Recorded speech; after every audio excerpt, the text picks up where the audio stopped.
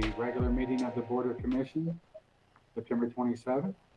I'll ask the clerk to please call the roll. Commissioner Waldridge, Present. Commissioner Thompson, Present. Commissioner May, Commissioner Unger, Present. Mayor Wilkerson. And present, we do have a quorum. And are there any citizens' comments tonight? I do have one, Mayor. Please. Okay, this is from Tish Shade, who is the President, CEO of the Frankfort Area Chamber of Commerce. Dear elected officials, it has recently come to our attention that the City Commission did not pass the 12-month relief waiver for alcohol renewal fees for restaurants and bars in 2020. A similar letter was originally submitted to both city and county with the FACC full board approval. The county passed it in December of 2020. We are now asking the city to do the same. Kentucky Governor Andy Beshear announced in November 2020 the Kentucky Alcohol Beverage Control, ABC Board, is granting a 12-month relief on all alcohol renewal fees for bars, restaurants, and venues across the Commonwealth. During his remarks, the governor noted, there is no question these businesses have shouldered a lot of the financial burden to protect our families, but by doing the right thing, they have saved lives and they have had to put their financial interests and dreams aside for the lives of those around them. The Frankfort Area Chamber shares these same concerns as Governor Beshear, and after talking with our local restaurants and bars across Frankfort, Franklin County, it is clear they have indeed shouldered a lot during this pandemic. In a collective effort to help save businesses, any relief that can be offered is greatly needed. On behalf of all restaurants, bars, and venues across the Frankfort, Franklin County, we ask you to extend the same 12-month relief for their alcohol renewal fees, which fall under your jurisdiction. Please note the governor's waiver does not extend to manufacturers, producers, wholesalers, or distributors who were able to continue operations throughout the pandemic. We appreciate your consideration of this request.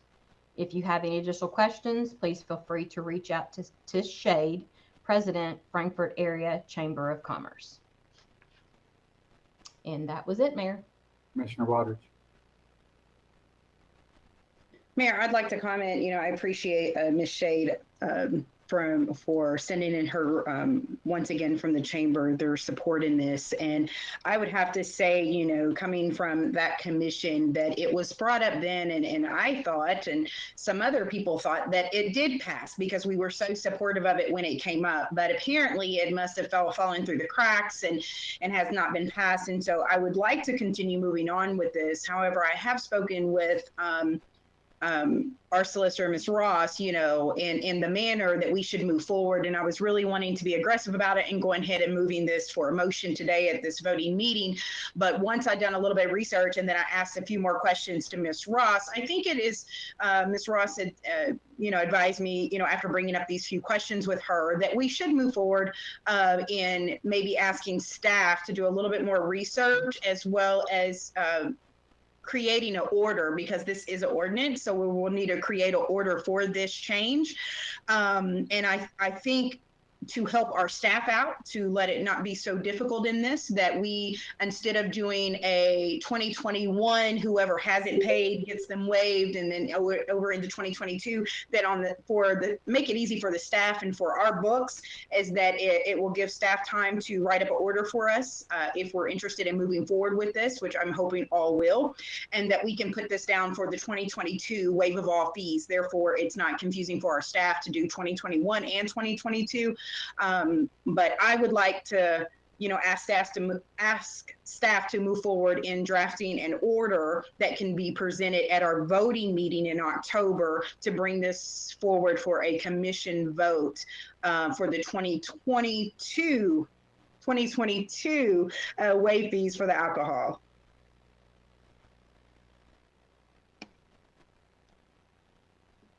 Question, when are these dues, when are these fees normally due? I think September 15th is usually the due date. So most of them, I think the due date is already passed, if I'm not mistaken. Commissioner Thompson? Solicitor Ross actually sent us an email. Solicitor Ross or City Manager Hegg sent us an email with an attachment today that explained that those are due at the end of June. Correct me if I'm wrong, Solicitor Ross. Is it June? Okay. And that actually pays for 21-22, the fiscal year. And so Right. whatever action we take would either have to be retroactive for dues or for fees that were already due, or would move forward for the 22-23 fiscal Correct. year. Is that right, Solicitor Ross? Yes. She's not able to get unmute. She did say yes. Laura, would you like for me Yes. to answer that? Laura, would you like? Yes, Alicia, if you don't mind. I think my mic is working, but you know a little more about it anyway. No problem at all. So when all of this came about, it was toward the end of calendar year 2020, as Commissioner Waldridge indicated. And by then we had everyone that had pretty much already paid. We had just like a half a dozen businesses that hadn't. And so what'll happen is, I think Commissioner Thompson was correct in that, if I understood what he was saying correctly. So if this were to go through, all of these are typically due June 30. So it would be due June 30, 2022, which would get us through fiscal year 2023. Because once you pay by June 30, they're good for a fiscal year, July 1 through June 30, 2023 in this case. So yes. And If that would mean, right. And the last conversation we had, I want to say you may have been in on that conversation. I'm not quite sure of that starting point, but it was easier for us to say that we were doing, let's say 2021, 22. And then if you had already paid that, then it would be for 22, 23, because the city is not in regards to trying to reimburse, and it's easier to just go ahead and give it for that next year system, that 2022, 23 year, than it would be reimbursing. Am I correct on that? Yeah, I think I may have an email about that, but I think rather than refund, that was a discussion that we would just give folks a credit going forward. But I can, obviously, as you've requested, if that's what everyone wants to do, I can get you some more information on that. But yeah, that's what we discussed. Rather than refunding, we would just give folks a credit. And then if they hadn't paid, then they wouldn't have to pay for this past year. And then they would just pay, they would get paid and get caught up, and everybody would have only paid for one of the 2 years in essence, if that makes any sense. So yeah, but people that have already paid it would get a credit for the next fiscal year. And then the ones that didn't wouldn't get penalized for not paying, and then they would just pay the next go around. I think that's the way we discussed it, but I'll double check that. I've got emails about it. So So since that starts in June, June 30th, do we know how many have already paid for the 2021, 22 year? I don't have that on me right at the moment. I'll have to get my staff to look into that. And I can do that, get that hopefully done one day this week, and I can give you guys that kind of information. But I'll definitely check into that, because after this all kind of came about, I was thinking I needed to see who had already paid and who hadn't for, I guess it'd be fiscal year 2022. They would have paid June 30, 2021. It's a little confusing because we're saying it's a 2021 fee, but they're technically paying June 30 by June 30 of 2021 for 2022. So, but I'll look into that and get that to you. Okay, that's my questions. I think Commissioner Thompson has a couple. Commissioner Thompson.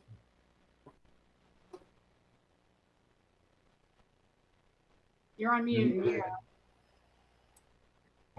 Wow. That didn't mean to do that. It was all a waste of energy. With regard to the language, if there are options, if there is, we can do,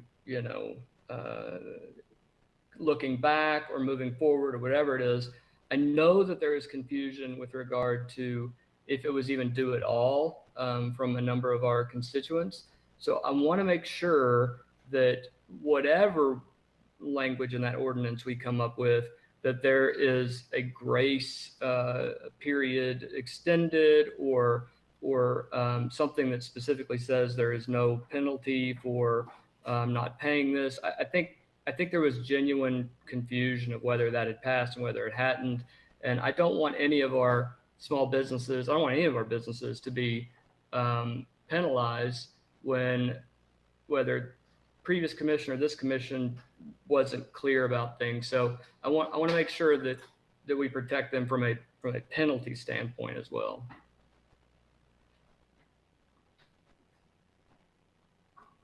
So is this something we need to revisit on the October voting meeting, or do we need to discuss this at the October work session? Or is this our discussion? Well, we would need two readings, think- right?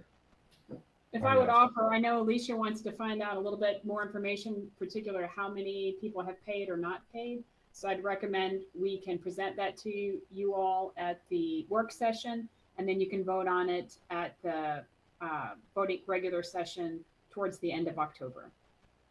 Right. And Commissioner, I do believe we can do this by municipal order as opposed to ordinance, so that we will only have one reading of that particular document.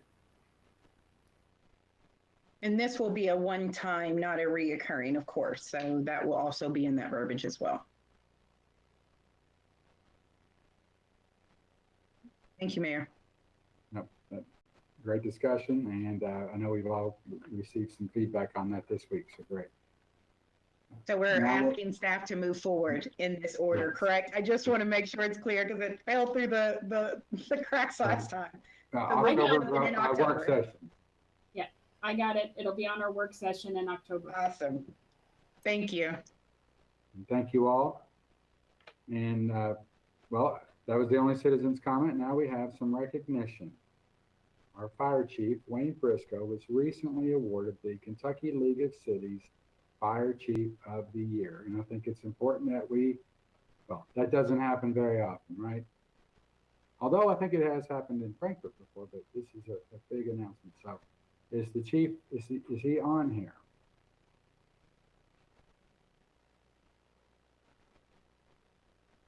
I know Chief Briscoe is here. There he is. Thank you for joining us. And of course, we wish we were all in person, of course, but I'll read a couple of things here. So I want to point out that the Kentucky Association of Fire Chiefs is proud to announce that the 2021 KLC Career Chief of the Year, Wayne Briscoe of Frankfort Fire and EMS. He began his career with Frankfort Fire EMS in 2007 and worked his way to the fire chief in 2017. And Chief Briscoe has been instrumental to the fire service of Kentucky in multiple roles that he has served. As fire chief of Frankfort Fire and EMS, Chief Briscoe progressed his department into the 21st century with modern firefighting and emergency medical care. Chief Briscoe is a graduate of the National Fire Academy EFO program. And outside of the Frankfort Fire and EMS, Chief Briscoe has been an advocate and leader for the fire service career and volunteers across the Commonwealth of Kentucky. His passion and experience have allowed him to effectively work with groups such as the Kentucky Board of EMS to make sure the fire departments were equally heard across the state. And there are many times that actions were close to being taken by agencies that Chief Briscoe was able to delay to make sure that the decisions made were in the best interest of all parties involved. And because of his actions, any undue hardship was prevented for most of us. And Chief Briscoe is a tremendous asset to the Kentucky Association of Fire Chief in his position as second vice president. So on behalf of the City of Frankfort Chief, we appreciate your recognition from all across the state and the spotlight that you're shining on the Frankfort Fire and EMS. So thank you. Thank you. I'm not going for many words, but I love what I do. Try to take care of the profession, try to take care of the people, and try to push us forward to sustain our public safety footprint for the community. So thank you for the recognition. You're welcome. And we have a little bit more recognition. We've had some letters from people throughout the region, the community in the region. We have a letter here from, first I'll start with Judge Philip Shepard, and this is dated September 10th. And this is addressed to Judge Wells, Mayor Wilkerson, and Sheriff Quire. And it says, on behalf of the Franklin Circuit Court, I want to extend our deep and sincere appreciation for the extraordinary life-saving efforts of Lieutenant Roy Rivers and Deputy Dale Gallagher in Frankfort Fire and EMS during an emergency situation immediately following a session of the Franklin County Drug Court. One of our drug court participants collapsed on his way out of the courthouse and with a life-threatening heart condition. Lieutenant Rivers and Deputy Gallagher immediately sprang into action, administering life-saving first aid and calling 911. Frankfort Fire and EMS Unit 1 quickly responded to the scene, and while Lieutenant Rivers and Deputy Gallagher continued to administer CPR. Battalion Chief Lawson immediately assessed our ailing drug court participant who was in extreme cardiac distress and applied the AED, it's a defibrillator, and applied additional chest compressions. Paramedics Chris Williams, Matt Stevens, and Levon Mijos provided additional support on the scene. The timely and skillful responses of these first responders from the Franklin County Sheriff's Office and Frankfort Fire and EMS Medical Unit 1 saved a life that day. We have been advised that our drug court participant has now stabilized in the ICU and is showing signs of full recovery. So on behalf of citizens of Frankfort and Franklin County, we should be proud of the well-trained and competent first responders who were there to serve this community that day. The individuals named above who responded to this life-threatening incident exemplify the outstanding tradition of public service that characterizes the Franklin County Sheriff's Department and Frankfort Fire and EMS. So on behalf of the judges and the courthouse staff, they offer their sincere thanks and appreciation for the service of those individuals. So thank you all, and I think that's well-earned recognition. And do we have time for another? Do we have more recognition? This is good news, right? Yeah, Commissioner Unger. Mayor, I'd like to say congrats to the Frankfort High boys soccer team for finishing runner-up on Sunday on the All-A state championship. The score was 2-1. They played a really tough game.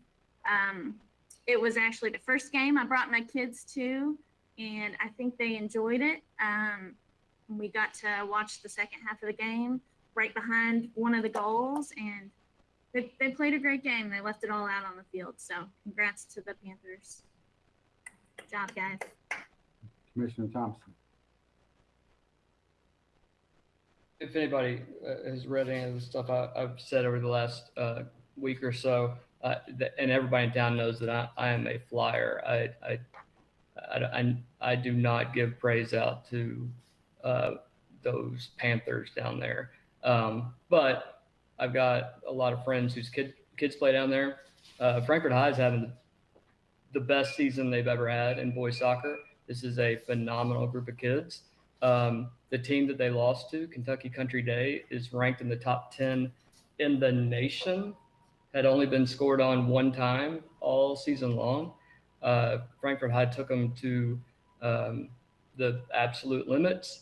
It was a phenomenal game, and they are only the second public school ever to reach the All-A finals. Every other school is a private school, parochial or otherwise, that brings the kids in, recruits them, and things of that nature. And this is a school of 300 kids, and they have They have done an amazing job this year, and a big shout out to Brad Kennedy.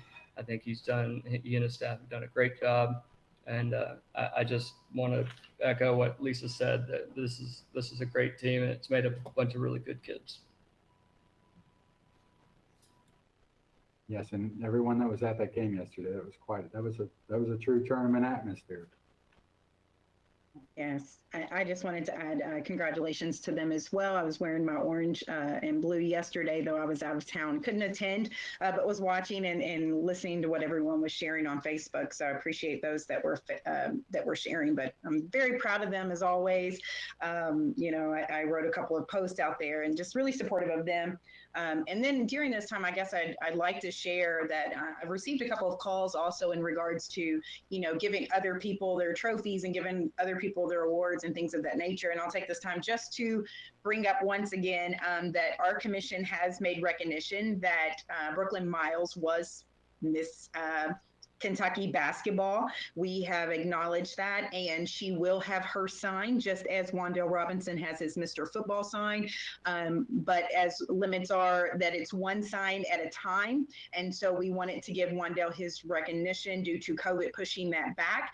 Once a year is up, our staff has already looked forward to putting up Brooklyn Miles right after that year of Wandale. So the community has had a little bit of buzz on that, but I just wanted to clarify that we are celebrating everyone in Frankfort that is doing great things, and some things just take time. But we do have her out there as well. So go Panthers, and congratulations again. I'm looking forward to the rest of the sports this fall. And I have one more. We had another letter. This is in regards to the sewer department. Actually, we had two letters addressed to Kenny Hogston, our sewer director. And they specifically, I won't read both letters, but both letters reference the same employees who did an outstanding job. So we need to recognize these employees: Scotty Mans, Tim Alberry, Clarence Oliver, Rick Roberts, David Simpson, Mike Crawford, Chris Marston, Leslie O'Banion, Nick McGahee, Kyle Boone, and Melanie Hawkinsmith. So just know that the service you provided over the last, since August 26, there's a couple of different letters we received, but all of you all were recognized individually. So thank you on behalf of the city of Frankfort. And let that go into the record. Any other recognitions while we're on it, or we can move on to the consent calendar? I'll turn it over to you, Laura. Okay, great. Thank you, Board of Commissioners. We have a number of items on the consent calendar this evening. First item up are the minutes from the August 9th, 2021 work session and the August 23rd regular meeting. Item number 2 is the purchase of a dump truck for Public Works. This was budgeted in our fiscal year 2022 budget for $134,949, and it'll be paid out of our municipal aid account. Consent item number 3, we use HMB for professional services related to easement and surveying. We would like to add and requesting approval to add $50,000 to that agreement and to extend their agreement until July 31st, 2022. They provide a lot of services, as I said, surveying, easement for sewer, public works, and planning and community development. Item number 4 is also an agreement with HMB. This agreement relates to a Kentucky Infrastructure Authority project we have over in the Home Street area next to Franklin, Meager, and Willow Streets. There's been a fair amount of flooding in yards and streets. This project is working on stormwater drainage as well as sewer issues. And the $26,380 bid we got from HMB would be to perform surveying for this project. And it's paid for out of the KIA fund that we have to do this project. Item number 5, we received one bid to repair and renovate our maintenance garage roof. It is for $59,131. We had budgeted this in our fiscal year 2022 budget for $40,000. So we will be asking and submitting a budget amendment for the remaining approximately 19,000. Item number 6 is we request authorization to apply for a Kentucky League of Cities liability grant. It's in the amount of $3,000. It's a 50-50 match. As some of you all may know, we have a safety committee here. We generally will recommend what we should do with the funds relating to, could be sidewalk repair, vehicle backup cameras, on a number of issues that reduces our liability and increases safety. Consent calendar item number 7. We request that you all sign the abatement agreement, litter abatement agreement with the Kentucky Department for Environmental Protection, the Division of Waste Management. Typically, the city of Frankfort has received somewhere between $14,000 and $19,000, and this supports our efforts offset some of the costs that Public Works have to cleaning up roadways and removing litter. Item number 8 is accepting the bid for rescue tools for the fire department. About a little over $35,000. We will purchase it, accepting the bid from High Tech Rescue for the purchase of Genesis battery-powered rescue tools. A lot of these rescue tools, as I'm told, are about more than 20 years old, so we need to maintain our operational readiness. Item number 9, purchasing software from Sophos. As you all may recall, our IT director, Bobby Rippey, presented on this at our work session earlier this month. This is our managed threat response import protection service and software. We will have to come to you for a budget amendment, and it's in the amount of $44,320. The final item on the consent agenda is our personnel actions. And for the appointment of Grace Dispinette to police and E911 on September 14th, 2021 as telecommunicator 1. The appointment of Rebecca Clover, the police E911, September 21st, 2021 as telecommunicator 1. The promotion of Josh McConnell in our police department on September 28th, 2021 from patrol officer 2 to sergeant. The transfer of Brandon Lohman, who's in Public Works, on September 14th, 2021, from Solid Waste Tech 3 to Streets Tech 3, and accepting the resignation of Laura Dom, Public Works Transit Department, on October 1st, 2021, as a transit driver, and to authorize payout of accrued leave.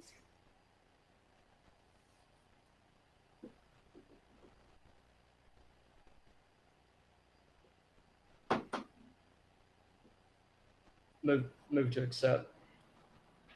We have a motion by Commissioner Thompson. Second. We have a second. Ask the clerk to please call for a vote. Commissioner Waters? You're muted.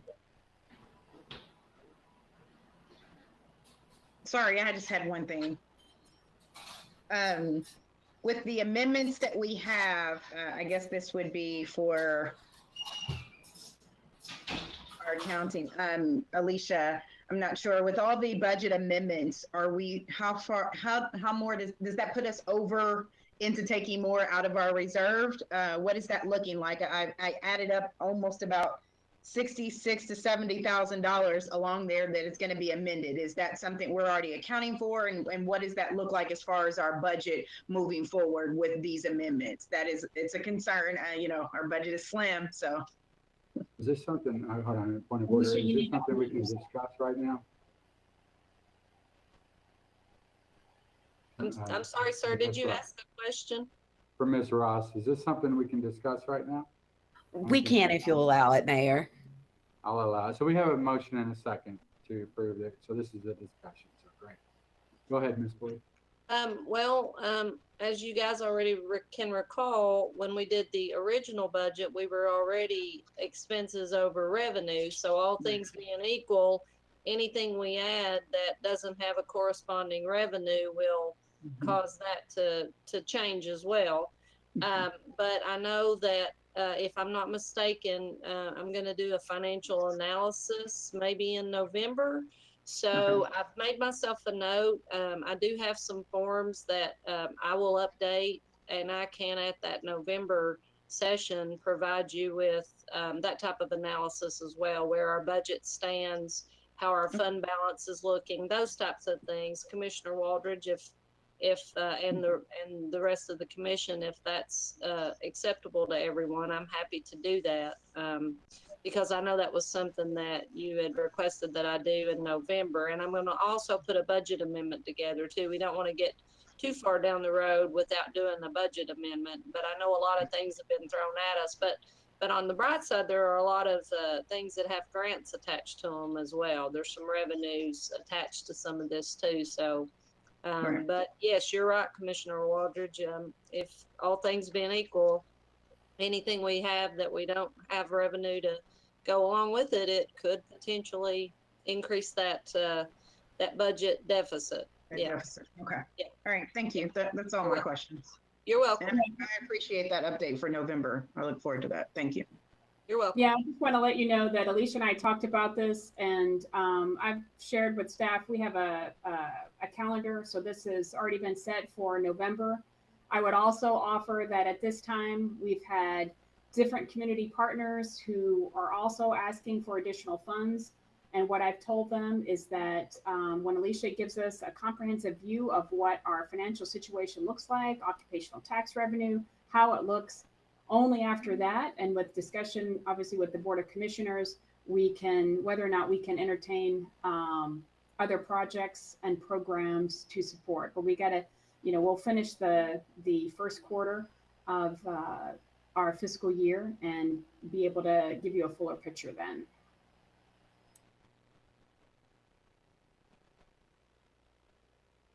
Any other discussion, or ask clerk to call for a vote? Commissioner Waldridge, Yes. Commissioner Thompson, Yes. Commissioner May, Yes. Commissioner Unger, Yes. Mayor Wilkerson. Yes. So we will pass the consent calendar. And now we move on to board appointments. And number 1, Architectural Review Board. The reappointment of Jennifer Oberlin, expiring September 12th, 2024, representing the preservation segment.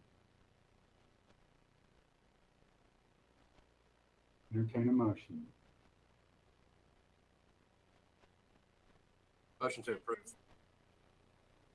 I would second. Motion and a second. Any discussion? Seeing none, I'll ask clerk to please call for a vote. Commissioner Waldridge, Yes. Commissioner Thompson, Yes. Commissioner May, Yes. Commissioner Unger, Yes. Mayor Wilkerson. Yes. And so that motion carries.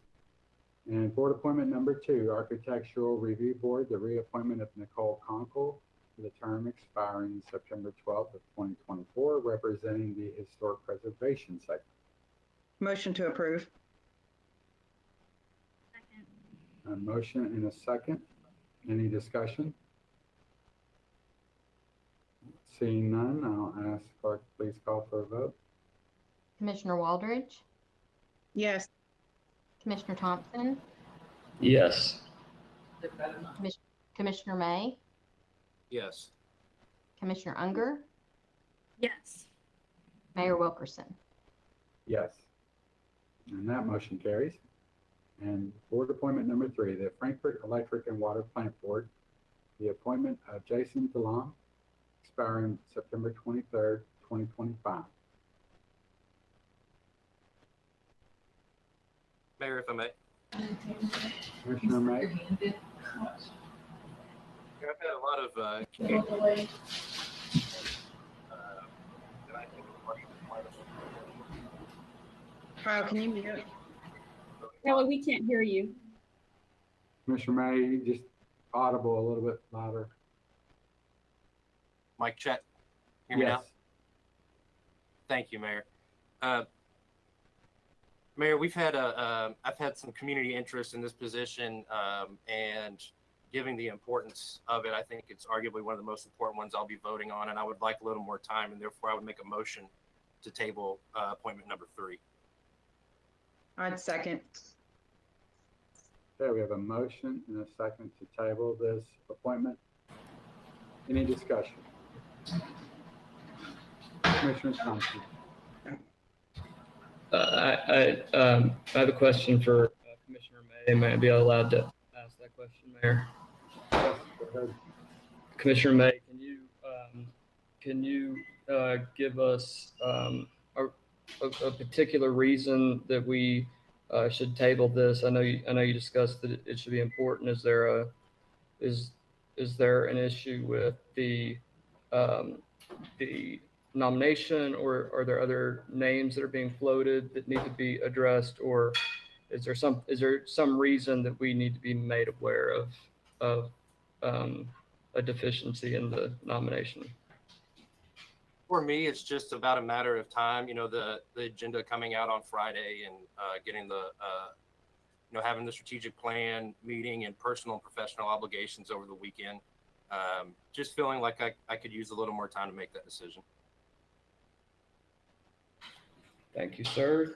Appreciate Commissioner it. Waters. And Commissioner Thompson, I would like to add, in my support of Commissioner May's motion as to why I second is the same reason, just having more time. This is one of our larger boards. This is one of our important boards, especially given our strategic plan and moving forward and possible, energy and solar moving forward. And I have had people call me. I've had people, interested in this position. I know Jason. I know he's seems like a great guy. I like his background and things. But again, we just want to make sure we're making the right decision here. Just maybe giving us time to ask a few more questions to make sure there's no one else that wants to be considered for this. We also had someone who I think her seat ended last week, I believe, Miss Dawn, who has served faithfully, has been a huge supporter of the staff at Frankfort Plant Board. And I can't get anyone really to say anything negative about her and why she wouldn't be reappointed, but just giving us a little bit more time, I think, with that, and maybe even being able to ask the mayor a few more questions on that. So we're solidified. It came up that, it may be tabled, and I just wanted to support that to make sure we're doing what needs to be done. I do, Mayor, believe that this committee they still have a quorum without filling this position at this time. Is that correct? That is my understanding. Okay. They still have 4 on the board, so I'll ask Ms. Okay. Ross to verify that. But I think that, sorry, Laura Ross. Yeah, there is still a quorum. I just wanted to make sure, to see if there's, we need to put a date on this of when this needs to be completed, because you don't want to hold up business. But if there is still a quorum, give us a little bit more time to chat about it. It'd be great. Thank you. Commissioner Thompson. I have a question for Solicitor Ross. May I ask that question, Mayor? Yes, go ahead. Solicitor Ross, under the local ordinances and the statutory language, is there a distinction of who has the power to nominate and appoint these positions? I want to make sure we're following the law, and I have been under the impression that it's the mayor's to make, and he was showing a courtesy. So I want to make sure that we know what the law is on this.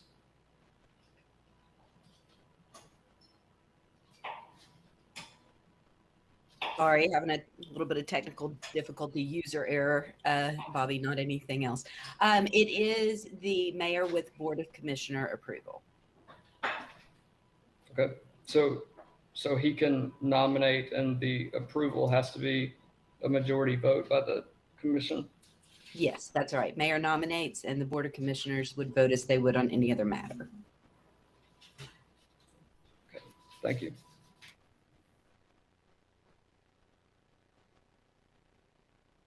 I'll just say, we had a very qualified applicant and who has extensive energy experience, which I feel like that's what this commission was looking for in an appointee. So there may be other people that come forward in the community that apply. So far, we've only had one applicant. I've heard names of people that only had one applicant, and very qualified applicant with, again, a lot of energy experience. I checked a lot of references. They all checked out as far as his professional background. So we have a very qualified candidate. I understand if people want to table. If time is of the essence, then yes, Commissioner Waters. You said we only had one candidate to successfully turn in an application, Yes, a full application? yes, And Mr. Jason was that particular person that turned in a full application to be considered for this position. yes. Tremaine, or Miss Maxwell, sorry. Okay. No, I just wanted to make that clear, Okay. Now, for Thank you, the Mayor. whole commission here, I've heard other names, but Oh yeah, I have too, and that's it. That's why it's a surprise. I'm by all means I'm not against the nomination, just having a little bit more time, but I would like the community to know, that only one complete application was submitted. right, thank you. I'm just that's all.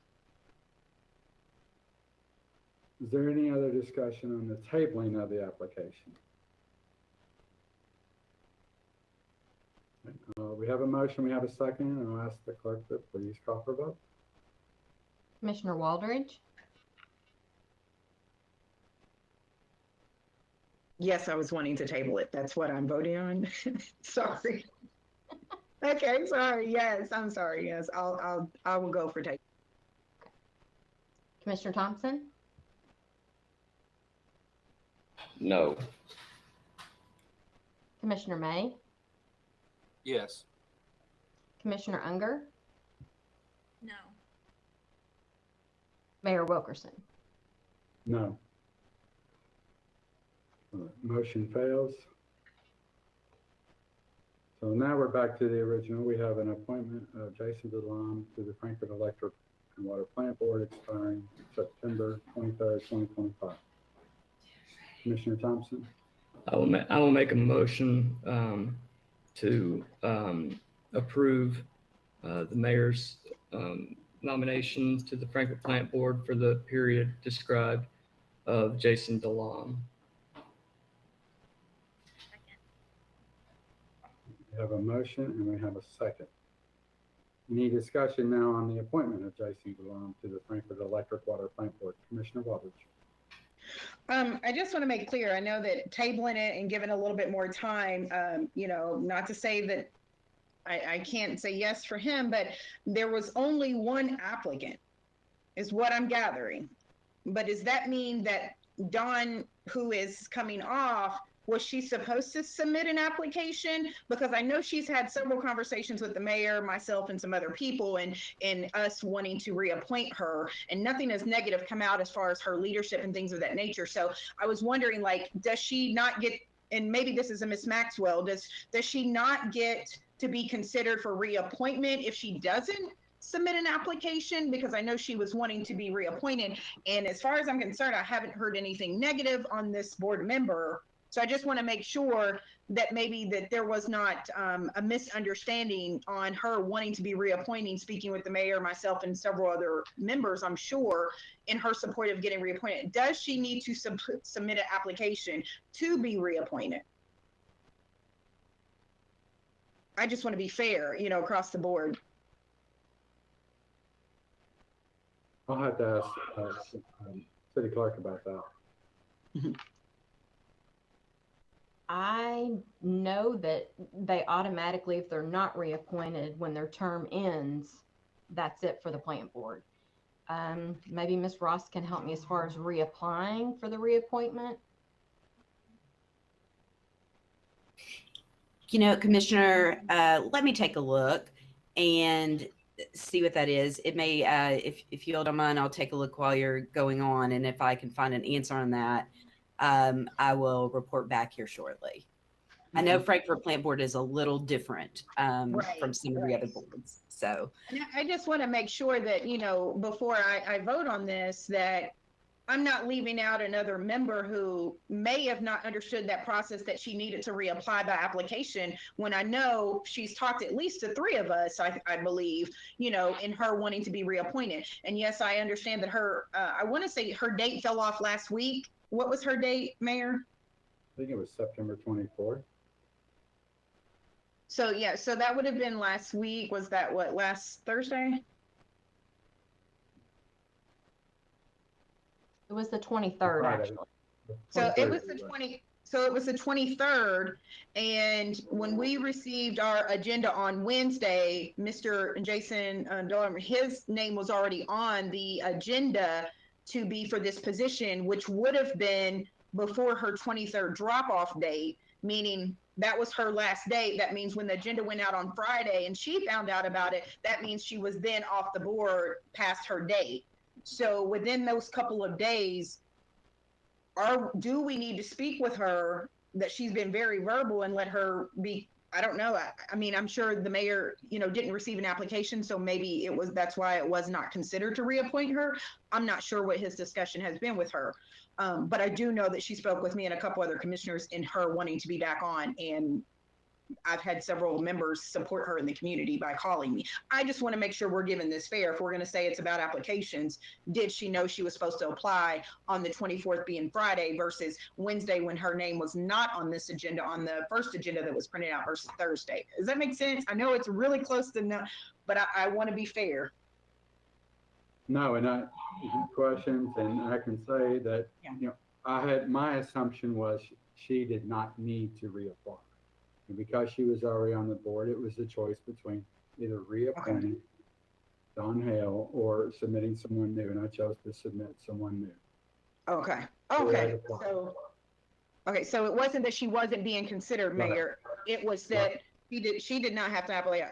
You chose not to have an application for her because she is reappointed. There's already an application out there, and you just chose to go another avenue versus her. So I just verbally, I want people in the community to know that she was not considered. You did consider her, so thank you for bringing that up.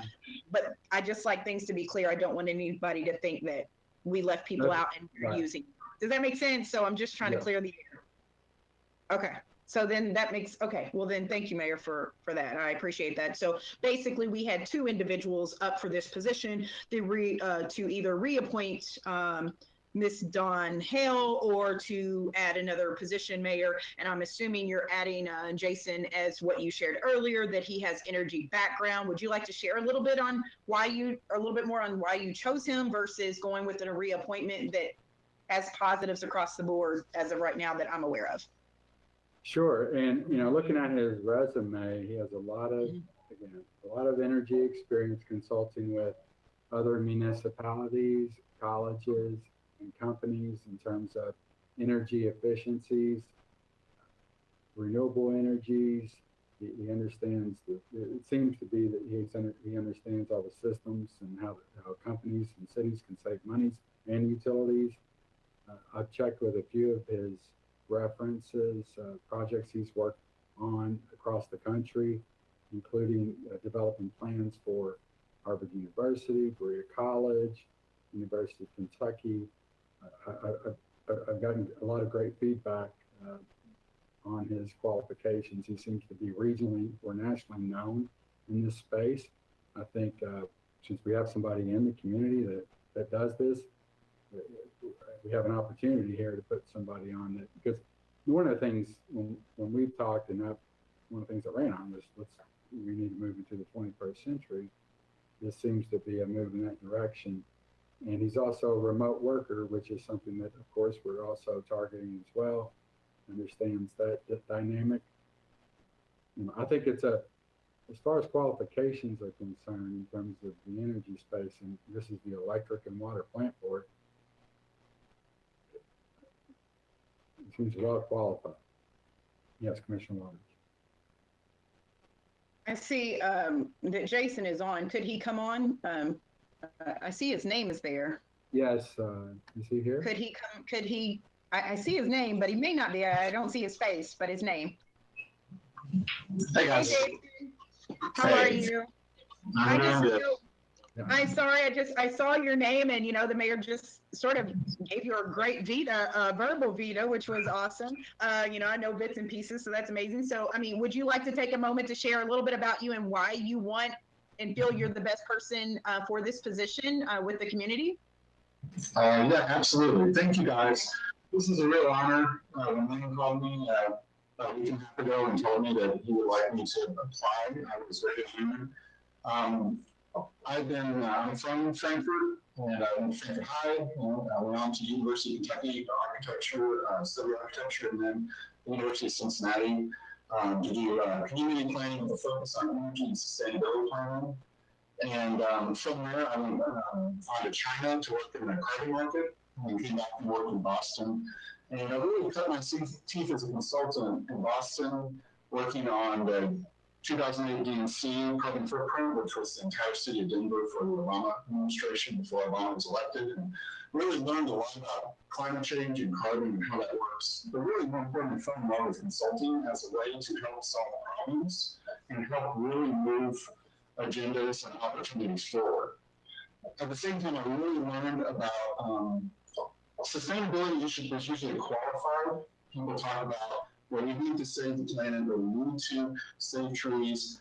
It's not often quantified. So I've spent a lot of my career learning to quantify sustainability in dollars and cents and other metrics that really make it a business case for making sustainability happen. And after moving back to Kentucky about 12 years ago, having children back in Frankfort, I really threw myself at helping where I could to move Kentucky forward.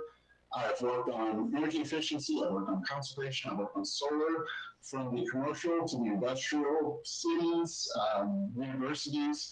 And I think I've really, and also I worked with the plan board, in and outside of the plan board. I worked with clients who, like Capital Plaza Hotel, who served by the plan board. I also work directly for the plan board. I have a lot of respect for the plan board and how they operate and what they bring to the community. And the idea of being on the plan board is really exciting because municipal utilities don't come along every day. They're on a field stage, and they give the community a really powerful instrument for economic development and for being able to shelter a community from variable rates out in the larger grid. And the plan board has demonstrated time and time again that they are in a good position, they have a good staff to be able to really serve Frankfort well. And so if you guys sought to put me on the plan board, I think I would, from my energy background, I would bring a lot of perspective. For you, those of you who know me, I also have very much a consensus building kind of approach. I'm all about sort of getting everyone on the same page and moving together. I'm not someone who wants to get too ahead of the group. But in conversations I've had with the plan board recently, it sounds like they're moving very fast in some great directions. And I'm very excited to kind of jump on that bandwagon and kind of keep moving forward with those guys. So if you guys stop putting me on, I am, once again, I'm very honored, but I would also bring everything I've learned over about 350 energy projects, all the way from commercial, industrial, university. I think I serve really well as a board member to ask tough questions, but also in a polite way, be persistent about kind of opportunities I see that maybe the plan board aren't focusing on, but I always do it very politely and patiently, and just always try to work with the board as a good member of a 5-person board. Any other questions you guys might have for me on specific experience? But I do a lot as a consultant working with boards, and it'd be a real honor to be on the board. I also, at one point, really asked about any board experience, because as you guys all know, it can be a little strange at times with all the rules and when you can talk and when you can vote. I actually was on the state EQC board a few years ago, the Environmental Quality Commission board, appointed by the governor at the time. Was your senior.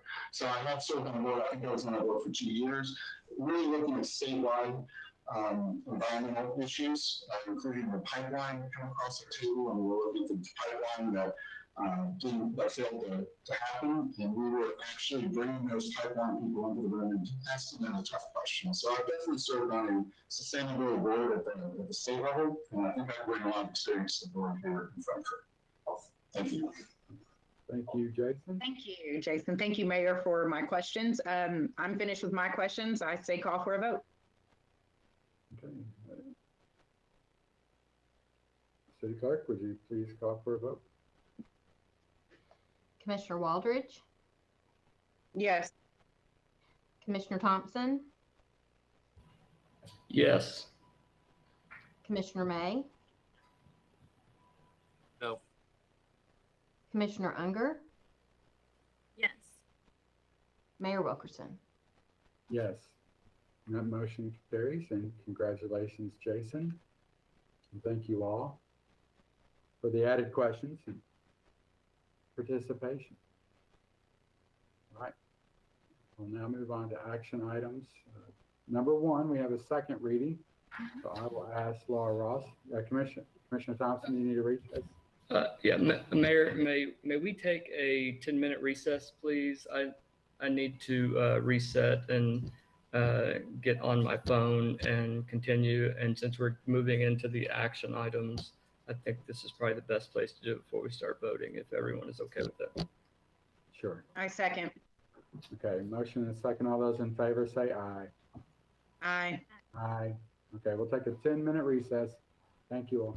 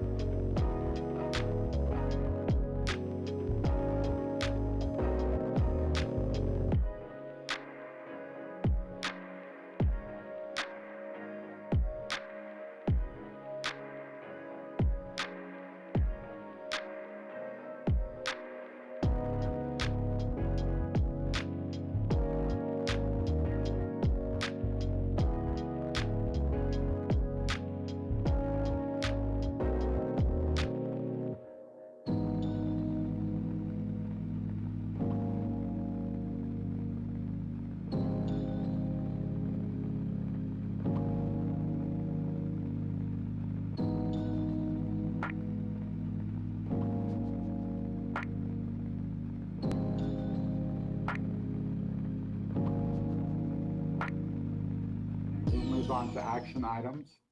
And our action item number 1 is the second reading. Laura Ross.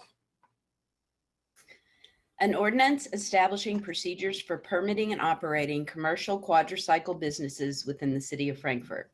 This ordinance establishes a new Chapter 121 of the City of Frankfort Code of Ordinances, establishing procedures for permitting and operating commercial quadricycle businesses within the City of Frankfort, including definitions, requirements for obtaining an operating permit, requirements for denial, suspension, and revocation of permits, including appeals, travel route requirements, safety and equipment standards, hours of operation, requirements for consumption of alcohol, operating requirements, and penalties for violating the provisions of the chapter. Move to approve. Second. Motion and a second. Any discussion on the second reading? Mayor Wilkinson, Yes. I just want to add that, we're excited to offer another entertainment option for people and another reason for tourists to come to Frankfort. So we're looking forward to implementing the ordinance. Exactly right. Thank you. We are an entertainment destination. Any other discussion on this? Seeing none, I ask the clerk to please call for a vote. Commissioner Waldridge, Yes. Commissioner Thompson, Yes. Commissioner May, Yes. Commissioner Unger, Yes. Mayor Wilkerson. Yes. And that motion carries. And moving on to action item number 2, we have another second reading. And I'll ask Laura Ross to also read this. An ordinance amending section 37.31E of the City of Frankfort Code of Ordinances relating to pay plan classification and compensation. This ordinance amends section 37.31E of the City of Frankfort Code of Ordinances relating to pay plan classification and compensation to create the position of community policing advocate. Move to approve. Second. Motion by Commissioner Waters, second by Commissioner May. Any discussion? Mayor Wilkinson, Yes. I just also want to add on this that, the Frankfort Police Department has advocated for this position for a number of years, and it's going to serve a really important purpose. So I'm glad we were able to move on this, and for y'all's approval. This person will support victims of domestic violence, also those who are maybe drug and addiction related arrests and issues. So we are, and I know the police department is really looking forward to having this position on board soon. Commissioner Thompson? I just want to say that in our first meeting in January, we discussed the need for new ways to deal with old problems and old problems that have reared their ugly heads in our community. This is way past the needed evaluation of a position. It is going to be a valuable asset to the community. It will take, I hope, it will create a synergistic approach with the local law enforcement and with our courts and those who deal with those who have some cycles of poverty and addiction and abuse that they need help with. And I think this is positive movement by the board, and I'm very, very happy to support this.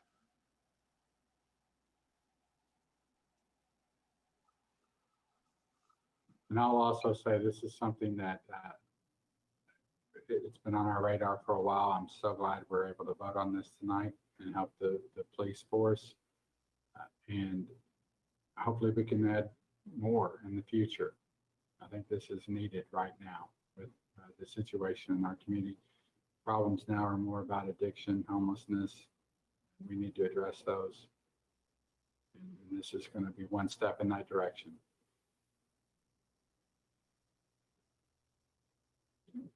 Any other discussion?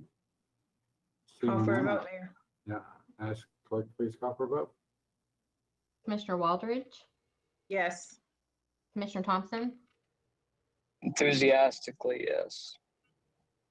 Commissioner May, Yes. Commissioner Unger, Same as Kyle. Enthusiastic, yes. Mayor Wilkerson. And I'll say the same, yes. Great. So now action item number 3, we have a first reading. I'll look for a sponsor on this. Commissioner Unger. Ms. Ross. Mrs. Ross. Ms. Ross. Sorry. Laura Ross. An ordinance fixing the rate of taxation for the year of 2021 on all real and tangible personal property subject to tax, public service companies, and levying said tax for all city purposes. This ordinance establishes that the 2021 City of Frankfort ad valorem tax rate is 19 6/10 cents on each $100 valuation of all real and personal property, 19 6/10 cents on each $100 valuation on public utilities and public service companies taxable on a franchise basis. Thank you. And do we have any discussion on this? Mayor Wilkerson, Yes. you all may recall that our finance director, Alicia Boyd, spoke about this at our work session. She also spoke with each of you individually. Wanted to let you know that the public hearing for this will be on October 11th when we do have our work session. And importantly, that we're keeping the tax rates the same. Look forward to that second reading on October 11th. Or do it at the voting meeting. Okay, yes. Commissioner Thompson. I just want to make sure that Austin Horn heard exactly what CM said. The tax rates are staying the same. Duly noted.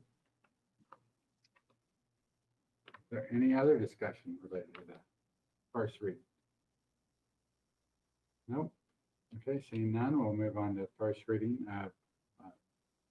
Well, remember, action item number 4, another first reading, looking for a sponsor. Commissioner Unger, you want to be a sponsor of this one? An ordinance fixing the rate of taxation for the year 2021 on all taxable capital of domestic life insurance companies subject to tax and levying said tax for all city purposes. This ordinance establishes that the 2021 City of Frankfort ad valorem tax rate is 5 9/10 cents on each $100 valuation on taxable capital of domestic life insurance companies. Any discussion?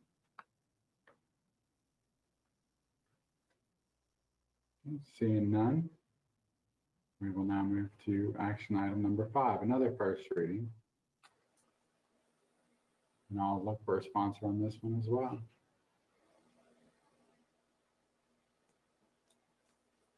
Move responsored. Commissioner May is the sponsor on this one. Now, Ross. An ordinance fixing the rate of taxation for the year 2022 on all motor vehicles and levying said tax for all city purposes. This ordinance fixes the rate of taxation for the year 2022 at the sum of 22 7/10 cents on each $100 valuation on all motor vehicles subject to taxation in the city. Any discussion? And all I ask is, how long has this been the same? This rate? For a long time? A really long time. I think since at least 1984, they can show an ordinance that goes back to 1984, I believe, for this rate. It's been this rate for as long as they've told me as long as I know, so. Any other discussion? We'll look for that at the next voting meeting. And move on to action item number 6, first reading. In search of a sponsor.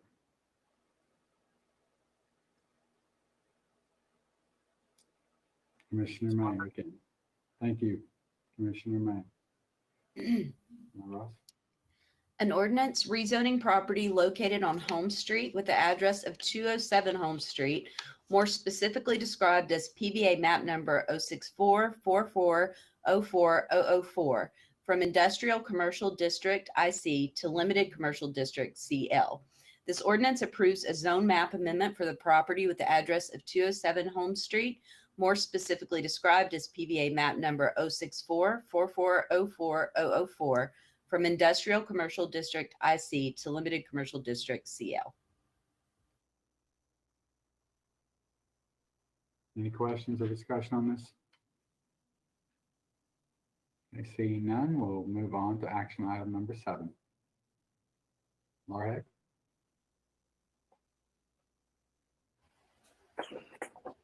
Thank you.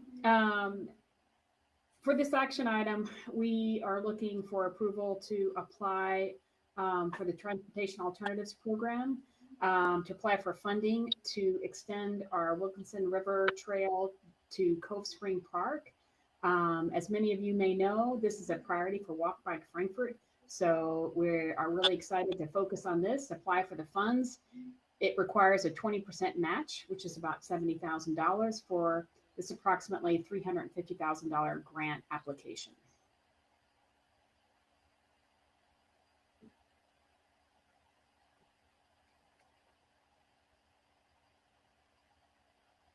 Consider a motion or any discussion. Commissioner May? A motion by Commissioner Unger. Second? And we have a second by Commissioner May. Any discussion? Yeah, Commissioner Unger. I'd just like to thank staff for presenting this opportunity for us to apply for this grant. I know that this connection that Walk Bike has had on their master plan for a while will connect the Wilkinson Riverview Trail over to the Cove Spring Wetlands area. And not only will citizens enjoy that, but tourists as well. Great location to see that trail continue. So fingers crossed over here that we get good news. Thank you all. Commissioner Waldridge. And I just want to say this is a step in the right direction with getting more funding to help with our parks master plan and moving certain things on there, as trails was on there. And this is a step forward in trying to get all the grants that we can, helps us move quicker and keeps more money in our budget. So even though there's a match, there's still money that's being used. So we want to apply for all the grants that we can across every single community park. So great job, guys. And I'll just say this is one more step in the activation of our Parks Master Plan. I think this is quality of life's #1 right now, for me at least, in economic development, but I think they go hand in hand. And this is one thing that people look at. You know, if you look at Nashville, they landed a major employer. And the reason was they looked at the bike and the trail system, and they made sure that Nashville completed the trail. And this is one step that I don't know. Employers look at this is the point. So I'm glad we're doing this. Any other discussion? No? I'll ask the clerk to please call for a vote.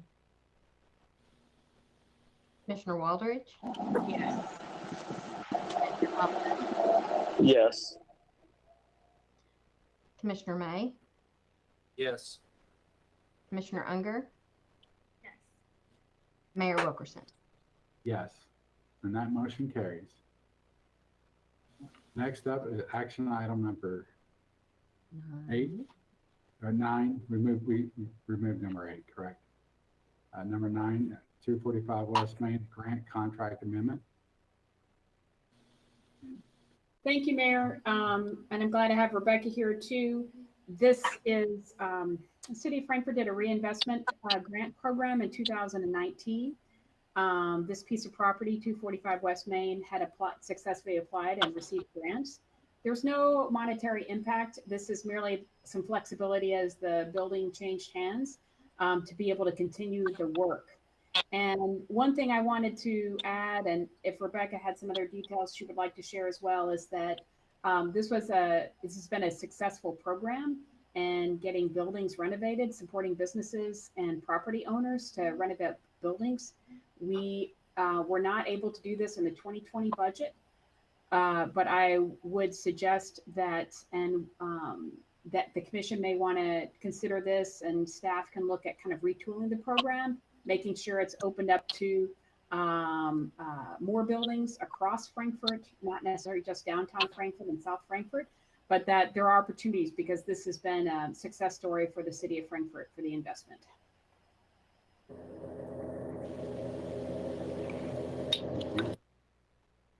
I really don't have anything to add, Mayor. Just we're really excited about Mr. Harden coming here and what he's done with 245 West Main.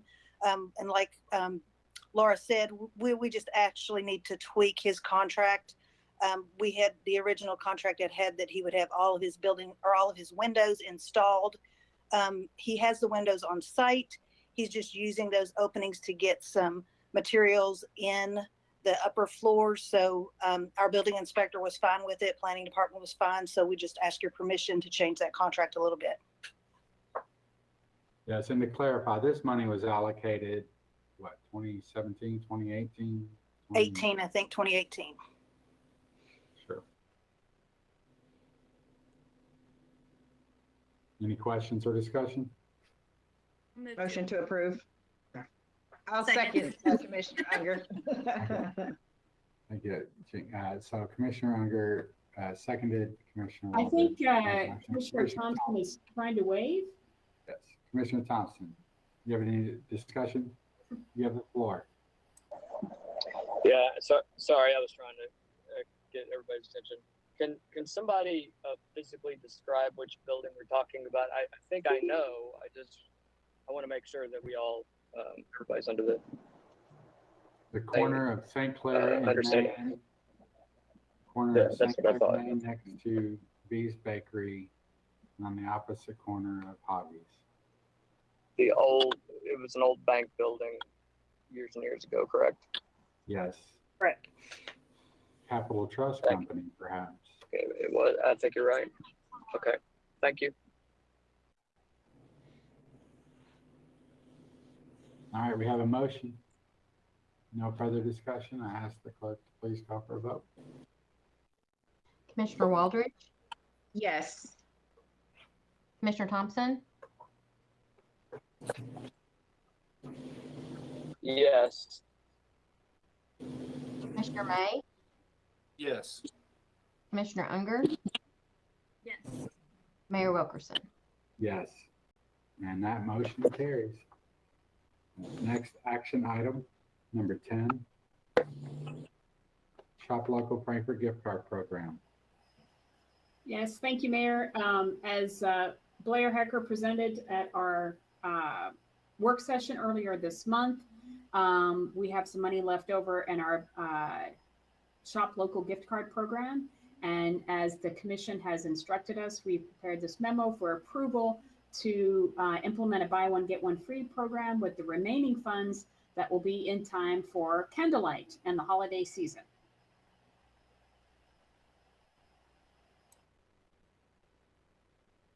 Commissioner Walters, or what, Blair, do you want to?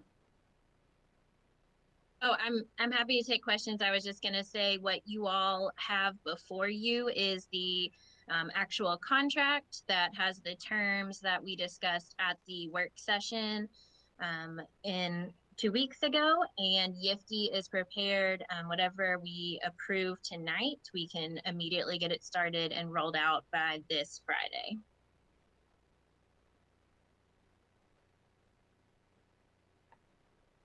Thank you. And do we have Commissioner Waters? So Blair, just, I know it's a lot of words and it's going to be out there, but basically these are going to start being available October 1, which is the end of this week. And if you buy, is it $25 or more, then you will get one $25 gift card for every purchase. So if you buy $100, you still only get one $25 card, but if you log back in, can you get an additional $25 card if you buy 25, or is it one per person? I'm just trying to be verbal for community, please.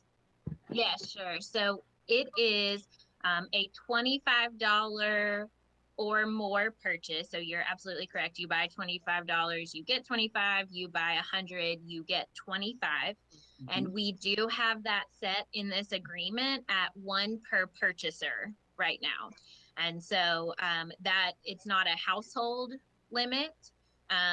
It's not an address limit. It is just a 1 per purchaser to, distribute those gifts a little farther throughout the community. Is that purchaser in regards to an email or a credit card? Yeah, it's in regards to email and name, which is also how we did when we distributed our free Shop Local gift cards too. Okay. Thanks, Blair, for getting this done completely. I'm excited that it's still going, and I know we're down to what? This is $27,788 that will be dispersed, which is great. So I'm excited that it'll be available for candlelight all the way through till expiration date of April 1st, which gets the Valentine's Day as well if you haven't spent. So appreciate that. And I appreciate you last time just sending out emails reminding people that they have money in, on their card in email. So I appreciate you always pushing that forward. So thank you. And that same format will continue. We can set that up to do the regular email reminders and a final push in that last month. And I just want to point out, there's not many things out there that will double your money. And this is one of them. You buy a $25 gift card, you will get $25. You'll have $50 to spend. So we encourage the community to get out there and buy these gift cards and use them. There's no use sitting on these and putting them in your wallet and forgetting about them. This is, we need to help our community. So please get out there and use them. And we'll get penalized if you don't. So. Do you have any other discussion on this, the gift card program? Thank you, Blair. This is something we've been working on, I think, since we became a commission together. So I'll ask clerk to please call for a vote. If not,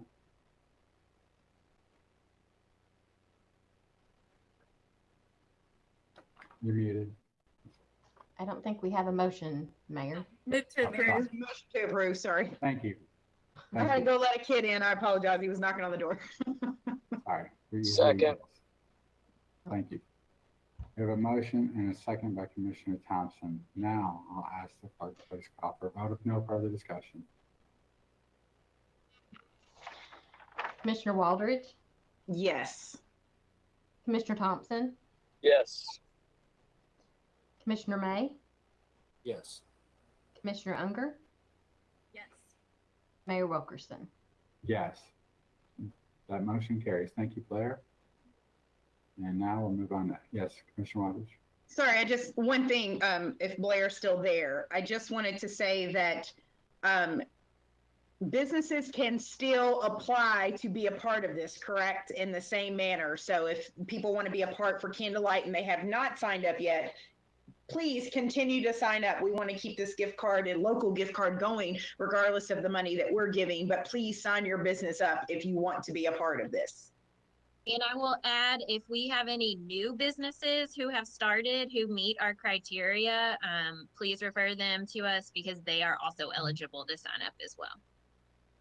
Great, thank you. We'll now move to action item number 11, a 501c3 fund with the Parks Foundation. Yes. Thank you, Mayor. This is as the recent approval by the commissioner, the Board of Commission for the Parks Master Plan. It's exciting. This is our first official action to start implementing that Parks Master Plan. And as Sean and Jane Huggins from the Bluegrass Foundation spoke to us and to you all at the previous work session describing how this was set up, we will have 3 different funds available. And it is the first step in also activating our tree plan, which was adopted by the Board of Commissioners in 2018. And it's a great way to be able to support the implementation of our Parks Master Plan. So the staff, I know Sean is very excited about getting this started. I also wanted to add that with approval by the board, we will also develop some internal guidelines, policies, procedures, reporting, so that the board can be updated on a regular basis on the donations we're receiving and how the money is being spent.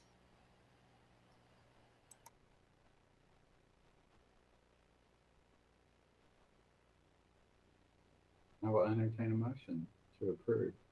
Motion to approve. Okay, we have a motion. Commissioner Waters, do we have a second? Commissioner? Second. Commissioner May, second. Do we have any discussion or questions for Sean Pickett?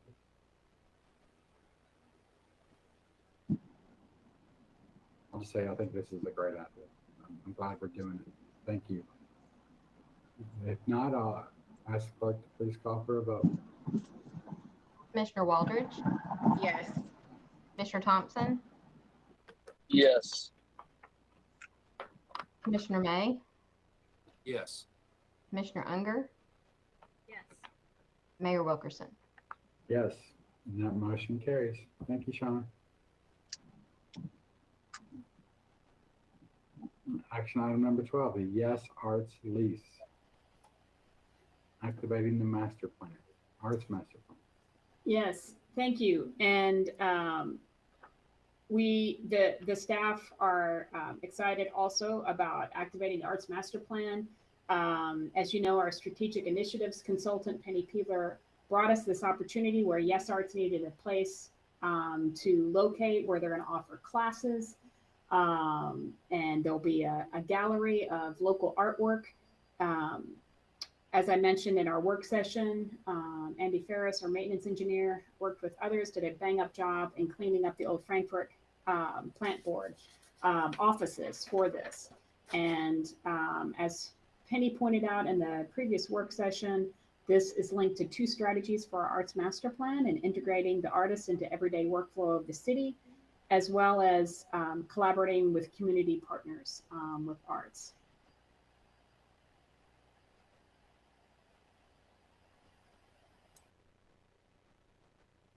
Motion to approve. We have a motion. Commissioner Waters, Second. second Commissioner Unger. And I should point out here, as recognition, we did have a Frankfort native featured, an artist, John Brooks, featured in the New Yorker this past, issue. And he did mention growing up in Frankfort and access to arts not being as widely available. And this is an opportunity to address that. So if anybody hasn't read that, please do. No further discussion? Please call the roll. Commissioner Waldridge, Yes. Commissioner Thompson, As a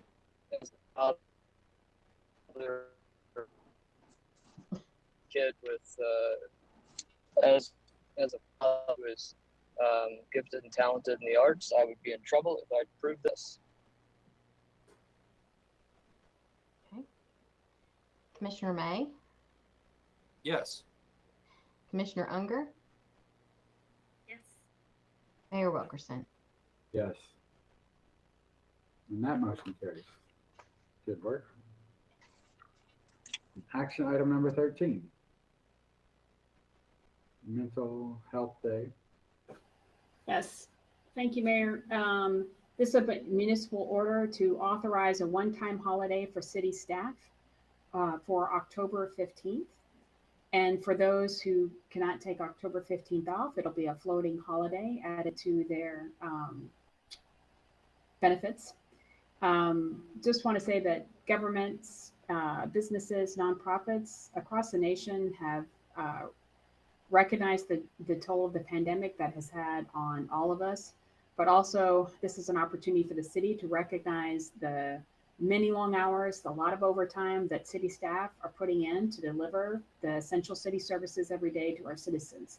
I thank Commissioner Waldridge for this idea, bringing up this idea. So we did the research and have taken action on it and bring it to you for your approval. Commissioner Waters. I appreciate you guys moving forward with this. I think this is something that we, like I said, the city as well as individuals need. I know that our offices will be closed that day to the public, but hopefully the public will also take a mental health day with us that day as well. I think it is important to keep, our staff, as Ms. Haig said that, long hours, and not just the long hours, but also long hours with people helping with family members, kids, quarantine, school, frustration, long quarantine, short quarantines. It's just been a struggle. And I think that even with Commissioner Thompson had shared earlier of the position with the police, we need to advocate for more mental health. We need to advocate for help with the drug addiction and things of that nature. And this is one way, hopefully, our staff can relax one day in October, just to relax, since we'll have holidays in November and December going up to January. So thank you guys for doing the research and getting that out there. And I'm grateful that everyone will be off to be able to relax with their families at home. Kyle has his hands up.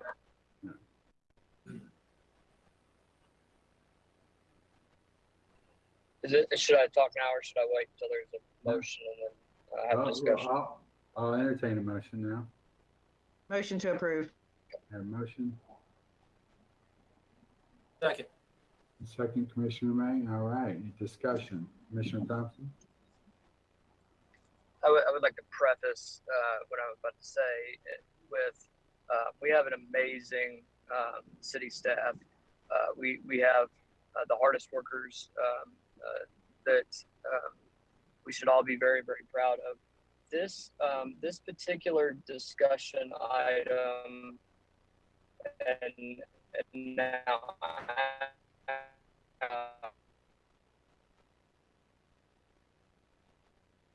the one thing that I got phone calls over in the last couple of weeks than any other issue, maybe since I started. And a lot of it was not necessarily positive, from the sense that there are a lot of people in our community who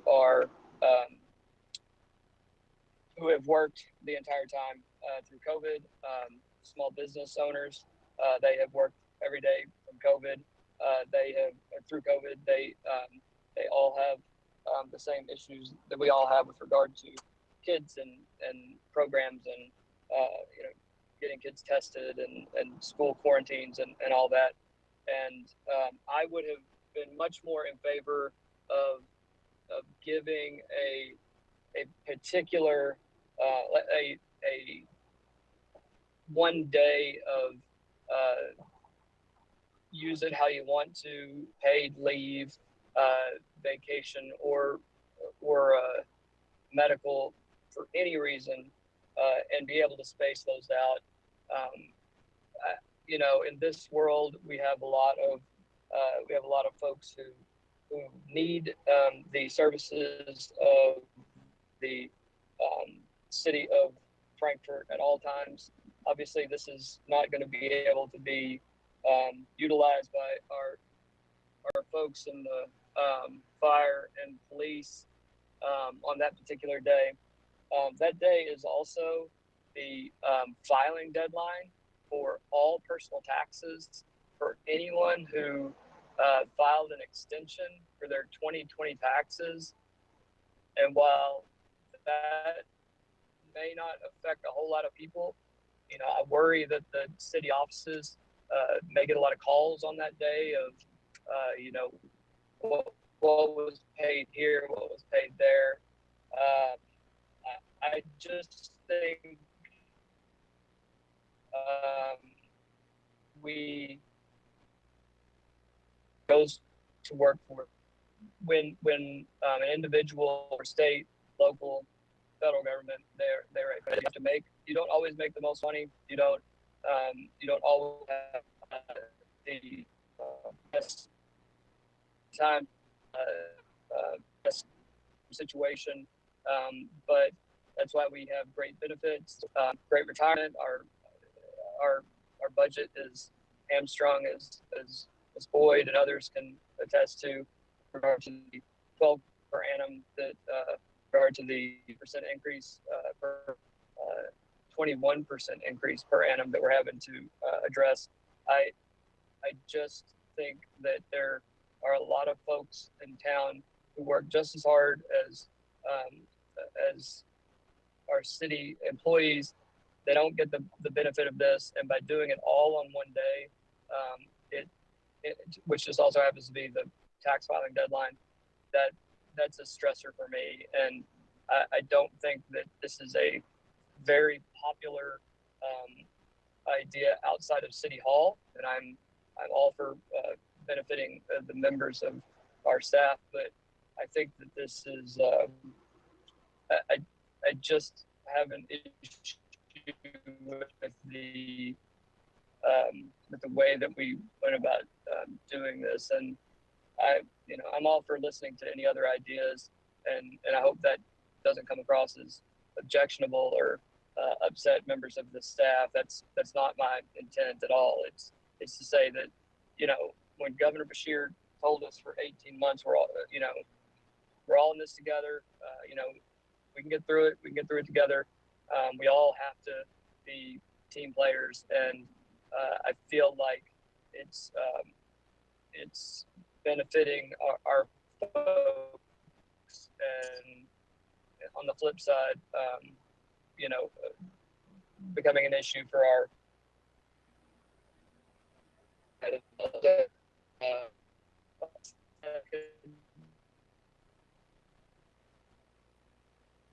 think we lost you, Kyle. our other citizens, and I don't want to do that as well. So, like I said, I could agree to the one problem.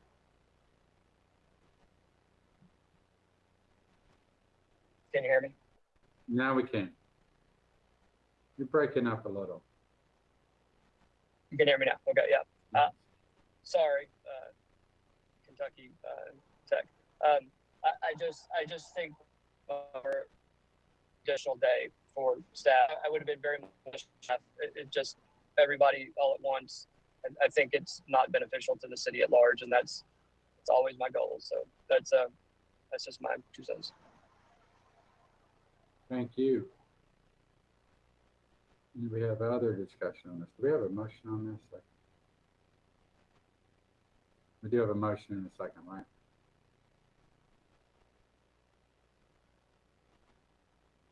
Any other discussion? Commissioner Waters. I'll just share that, my reason for this is that more, as City Manager Haig had shared, there's more communities that are doing this for their staff of mental health. It's huge. Yes, it does close down our services and things of that nature, but also I'm sure that our staff can attest, number one, they do need this break. They do need time with families and doing other things. And not to say that the community don't deserve it in their own areas. I would say that every single employer right now needs to be looking at that, but we can only help our particular staff in this go. And hopefully people will look at us doing this and maybe go along with it instead of us sitting back and not doing something. I just feel like I understand. I didn't know that it followed on the date of taxes, and that's something, that we can talk about. But, I think that staff needs it. I've heard so many stories of staff members and dealing with people who are in the hospital, who are in surgery, whose surgery was supposed to go forward and who has been put on the back burner now, and they're not sure if they're going to be able to get them in, quarantine, people with COVID who can't get to their parents. And, this is stress on our staff, and I just felt like a holiday for that. I feel like when we spread it out and everyone takes their own day, maybe staff would attest, but those phone calls still come in. You take a day off. Hey, Miss Hag, I have a question, because such and such is still working. So this is a day of, I want everyone to just be off, that can be off. And I understand there's fire, EMS, and things of that nature. That's why that day will be there for them, for a floating day for them. But just be off, where don't answer the phone, Miss Ross, right?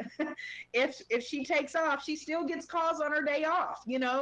It's just a day of decompression, of saying, whew, let's just concentrate on home. Let's concentrate on making me better and fulfilling me as to be a better staff member, the following day and catching up on things at home and things. That's sort of what I'm doing. I'm a huge health supporter for counseling. I also had mentioned to Ms. Haig as well as Ms. Ross and Kathy over in HR that we could even offer services to our staff members. We can have a couple of counselors and things of that nature that if they would be willing to be open to speak with any of our staff during the day, to set up time, we could even do that as well. But huge support of a health day for October, just to give a breakaway because it has been a struggle. So I take your concerns and so won't dismiss your concerns at all, but I feel a day off for October would be needed. So, and I did not choose the date, but I think the community, I'm not sure how they choose the date. I wasn't in on that. So Ms. Haig may be able to share that. Actually, I would ask Laura Ross, when you were developing municipal order. We looked at the calendar and tried to choose one that was appropriately positioned between meetings so that there would be as little disruption to city functions as possible. That's why, we've also sent the order out there a few days ago. I actually was unaware that this was the last date for submitting taxes, but if you all would like for us to change it, we definitely can. And we would just need to know what date you prefer. What's the last day for federal taxes? Is that correct? It's not for city taxes. If I may, the majority of the businesses that file a net profit tax return will have already done so. And also not everyone's on, I'll double check this, but I'm pretty sure not everyone's actually on that same, on a calendar year. So calendar year being December 31, and then you of course have to file by April 15th. It got switched to May 17th, and now you have the 6-month extension through Friday, October 15th. So, I don't think I know there are some people that actually do file extensions and whatnot, but I'm not sure it's necessarily as big a group of businesses as you would think. And I know that I did go through and open up a bunch today as well. So, but Commissioner Thompson might have talked to more businesses than obviously I've talked to, but that's just me giving you my opinion about it and what I've seen being in the finance department. Business taxes were due September the 15th, and personal taxes are due on October the 15th. So this is the final day to file federal personal income taxes. If you file an extension. If you file an extension, and more than 60% in the nation did.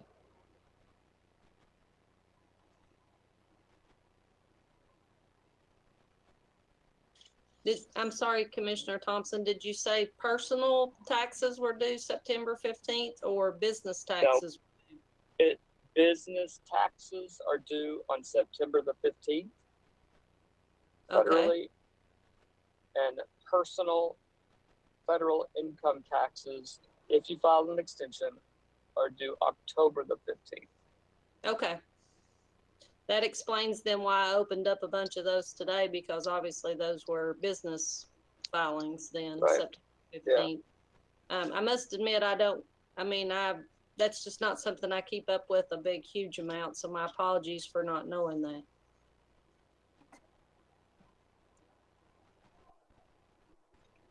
And how it affects the individuals is even our,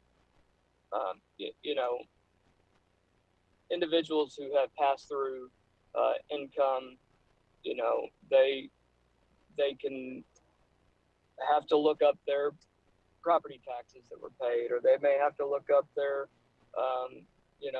any fees that they paid for licensing and things. And while those things are available for, if they filed a business return, on some individually owned businesses that are, you know, single owners on an LLC, nothing like that.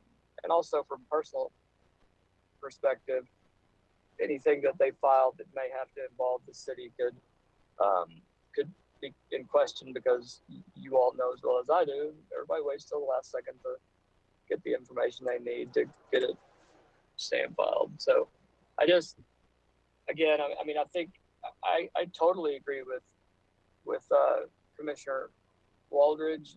I think everybody needs a mental health day where they don't answer the phone.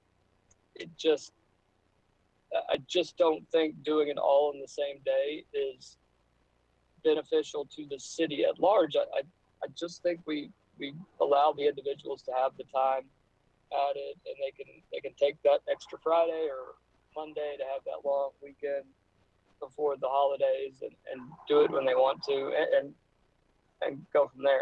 I'm not saying in any way that I don't think that they deserve time off, but I will say that there's a lot of folks who don't have that opportunity. The majority of people don't have that opportunity. I mean, I don't have that opportunity, and so it's just I think there's a lot of folks who have expressed displeasure with the plan to me, simply because it tends to benefit the workers of the city, but it's hard on the folks who've been working every day throughout the city and throughout the COVID experiences. So that's my only extension, is that let's let them have that day. Let's just give them the extra day, though. And if they feel they need the mental health day, great. If they feel like they don't, they want to work that day, that's great. I mean, I know my phone will be on, so. Thank you, Commissioner Thompson. Do we have any other discussion on this? I would just offer to Commissioner Thompson that all the essential workers will still be offering all the services that day, essential of sewer, police, fire, and they will be offered a floating holiday, as you suggest, to be able to take it at another time. Thank you. Ask the clerk to call for a vote on this.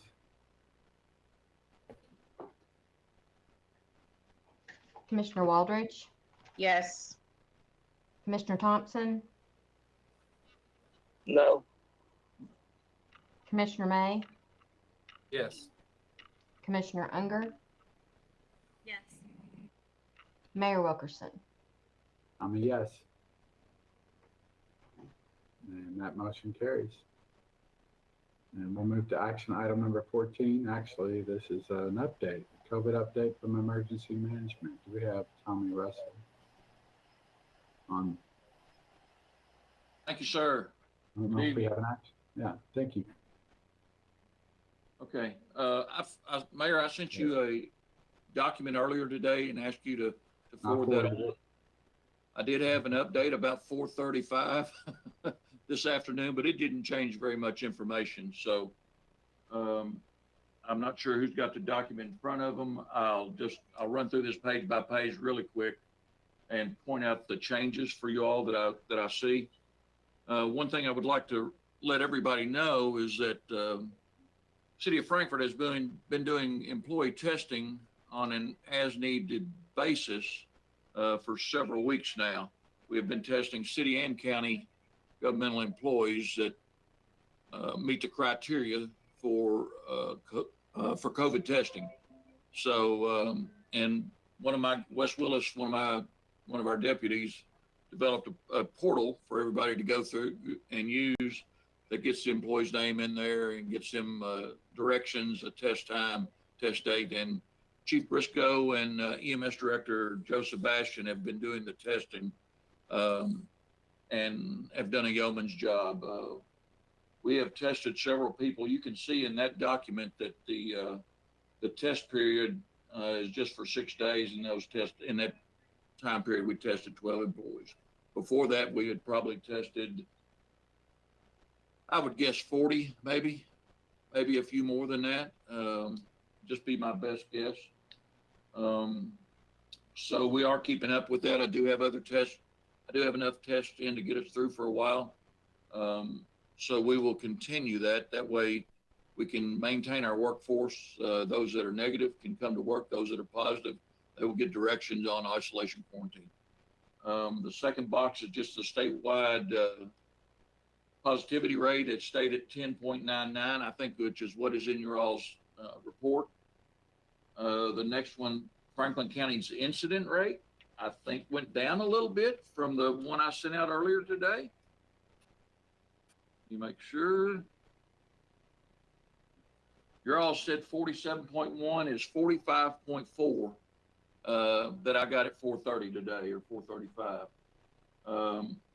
The state incident rate went down from 68 to 62. And our total case breakdown is down to total active cases 205. And I think your all's report had 301. I know when I spoke to the health department the other day, they were still getting between 30 and 60 cases a day.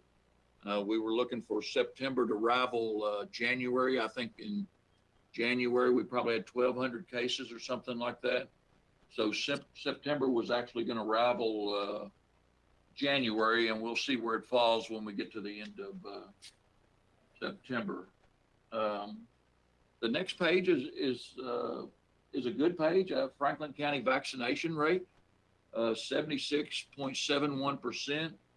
39,115 people have been vaccinated. Out of a 50,000 population count community, and some of those that are in that number are not eligible to be vaccinated, so that's a good thing. The next box is FRMC, the regional medical facility, and it's been running about 80% capacity, between 80 and 85%. I think today's rate was 81%, and that's a 90-bed facility. So while it is not full, it is not empty. Let me say that. We do have some KSU information on there, but it's a week or so old, and everybody can see that. That update we're not privy to very often, so I have to search and look for that. And then the last page, city employee vaccination status, we're at 56%. We did an executive order, Mayor, on masks that we're going to go around, and Ms. Ross, city manager, and myself will go around to different departments and explain that executive order and tell them that the best thing that they can do is get vaccinated. Hopefully, I would love to push that rate up to about 75% of this workforce, with the goal being 100%, but I'm not sure that we'll ever get there. It does appear that the state perhaps is starting to peak as we speak, starting to turn over a little bit, kind of looking at floodwaters, starting to kind of turn over a little bit. I know Lexington's hospitals are still full. That's where we generally have diversion to if Chief Briscoe has to move somebody or take somebody from FRMC or someplace else. So they are still on diversion, as I had a meeting with them with emergency management groups last week. That said, willing to answer any questions that you all have. We had always been pointed at November, I think, on this peak, and it looks to me like we're going to be, I don't know when it'll go away, first of the year maybe or something like that, but the more vaccinations we get, the better off we will be. And let me say that Pfizer, I did see where Pfizer and Moderna have gone to booster doses. Moderna should be out in the next 10 days, maybe, something like that. Pfizer has been okayed by CDC for 65 and older and comorbidity and people with issues that need the extra dose. Commissioner Walters. Yes, Tommy, did you say that Pfizer and Johnson & Johnson had the booster out? Or what? I'm sorry. I looked today. Johnson & Johnson did not. It is not offered. I saw when we were in the meeting, I saw something from Pfizer and Moderna. Okay. I haven't seen the Moderna ready at our healthcare at Franklin County Health Department yet, but I know they have Pfizer. So I think probably all of us have Moderna that got vaccinated early on, and that's essentially what we're waiting for is the Moderna booster dose. I will say that between the health department and another company that we're looking to stand up another testing site that does the cheek swab. And I saw the cheek swab is like between 96 and 99.3% accurate. I thought for children, perhaps that don't want the nasal swab done, or maybe people that are particularly sensitive to that, this company is willing to come in on their dime, and we know that's what they say, and set up in maybe at Lakeview and Juniper Hills on the weekends and run 10 to 6, something like that. So I've got another phone call with them tomorrow. I had that conversation with the mayor and the judge, and they both agreed, and then Ms. Haig and Mr. Pickens. So that will give us the ability to get tested every day of the week in Franklin County, which is a good thing. Okay. And my other question is that, given these different shots, I know there's been words that there is hopefully one coming out for the 11-year-olds, maybe 6 and up or something to that. I know you're privy to other information. Is there anything that you can share with us on a time frame for that, on when we can maybe expect to maybe have that roll out? I haven't been able to watch everything on the news quite yet to keep up with that. Do you have any information on where we are with that particular, I guess, vaccination? I don't. I did see that though, where they went to 6 to 11 or 5 to 11, something like that. And I believe it was a Pfizer. But I have a call in with the local health department tomorrow. Okay.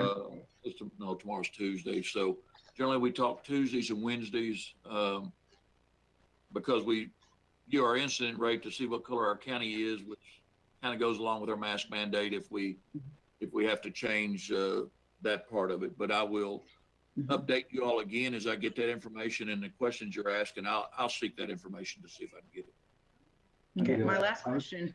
I was going to answer you on that. There was a Zoom call last week with the governor. He thinks that on the 5 to 11 Pfizer shots, that by October 31st, by Halloween, we should have that. Okay, great. If that's the case, then maybe we can do a Halloween drive-through for the kids, right?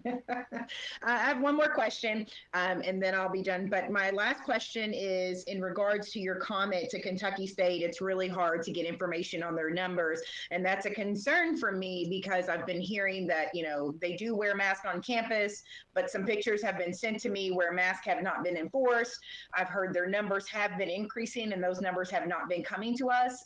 They try to load a bus. I think they all got tested before they loaded a bus for the Tennessee State game, and there was about 30 students that tested positive, and could not get on that bus and go to a tournament. So with K-State's homecoming right around the corner, being that they have not canceled anything, which I'm totally against with where our numbers are right now. And all of these alumni and students have been traveling to Columbus the past couple of weeks, Tennessee, and in Indianapolis this past weekend, going to all these different facilities and where large crowds are. They're coming back to our community here just literally in a couple of weeks. What do you think are odds on that? How can we get more information from Kentucky State to keep our community safe and to keep numbers down so we don't have a rise when Kentucky State's homecoming comes through? Have you done any of that or thought of any of that? I'm not sure. Every weekend that I look at a college football game, I see the same thing, and it makes me wonder because we're looking at 2,000 fans, and if you watch some of those games, there's 76,000 fans in there. And I'm just thinking, but let me say this, that the Kentucky State, they report their numbers to state health, I believe. And and I'm looking at this date, our 9/23 were the last set of numbers we got. Again, I will ask that question again tomorrow to see what the updates are. I don't know exactly when they come in, but I will find that information out. and maybe it's more readily available than what I get it. And I will see. As far as homecoming goes, I've had a lot of discussions and conversations, and 6 feet of social distance and a mask. I think that Bourbon on the Banks is another outdoor event. October is a very, very busy month for us, and we are looking at a blanket statement. I think I sent one out, and the mayor was reviewing it, and we were going to come together with a blanket statement for all of our events to get that out. So I would like to include that to Kentucky State, to the half marathon on the next weekend, and Bourbon on the Banks next weekend. And I think that will serve as the city's official policy for masks. Yeah, I did share in my concern, and definitely with the football numbers, I completely agree with you. Watching Kentucky State's full state, or University of Kentucky's full stadium, a couple of times. But they say that from the football stadium and things where it's open and things, that really the numbers are not increasing as far as football. So I wasn't really concerned about the football as I am to all of the indoor activities that are taking place. And I guess that's more of my concern than the football or the parade or Bourbon on the Banks per se, because it is outdoor, social distancing outdoor. That was my concern, all of the events that are coming across that are indoors. I did have a conversation with Chief Adams and Chief Hayes from KSU today. We got an updated list of activities there, and to my knowledge, Commissioner, I think they only have one event that is indoors at Bradford Hall. The rest of them have been moved outside. I think there's one Monday, Tuesday, Wednesday, Thursday, Friday. All of the other events are outdoors. I don't remember what day the one was indoors, but it was at Bradford Hall, maybe Tuesday or Thursday. But everything else has been moved outdoors. Okay, good. All right, thank you. Yes, ma'am. And I should say on that, anything that's indoors, if you have a large indoor event, as a policy, we're not mandating anything as far as, we're not canceling anything. We're not mandating masks indoors, but please, reconsider any major indoor events that are not necessary. Outdoor events, of course, we have a lot of things lined up, including KSU's homecoming, Bourbon on the Banks. There's other events, those things, people just need to use caution and outdoors social distance. Hopefully we're past, Tommy said, the numbers are decreasing. We hope that we're past the peak on this, but we got another couple of weeks before we feel like we're making real progress here. And even the Bourbon on the Banks, they moved their one indoor event out into the garden for Bourbonanza or whatever the name of that part of their thing is. So everything that we're looking at right now is outdoors, which is a good thing. And my hope is if you're worried about it for your own health, you're probably not going to be going anywhere near anything that would cause you concern. I can't imagine if somebody was worried about it, they wouldn't be vaccinated and have a mask on, even if they were worried. So get a shot, get a vaccination. Vaccination is still the best policy. Absolutely. Any other discussion for Tommy? Any questions? Our EM director. If not, thank you. And keep those reports coming. And if you have any suggestions on information you'd like to see on those reports, let us know. Thank you, Tommy. And now we'll move on to new business.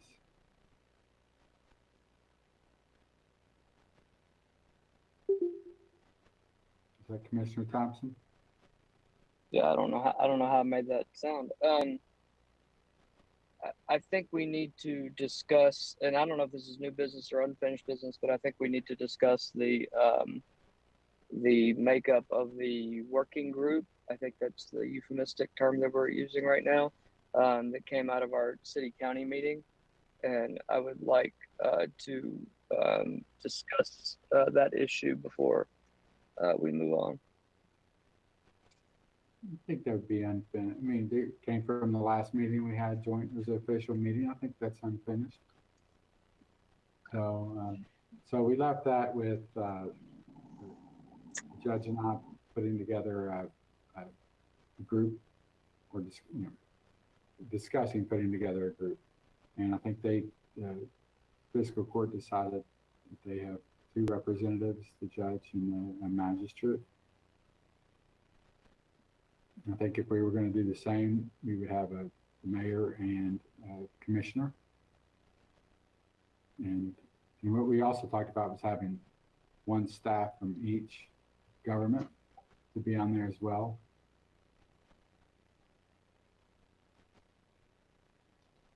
I will open that up, Commissioner Waters.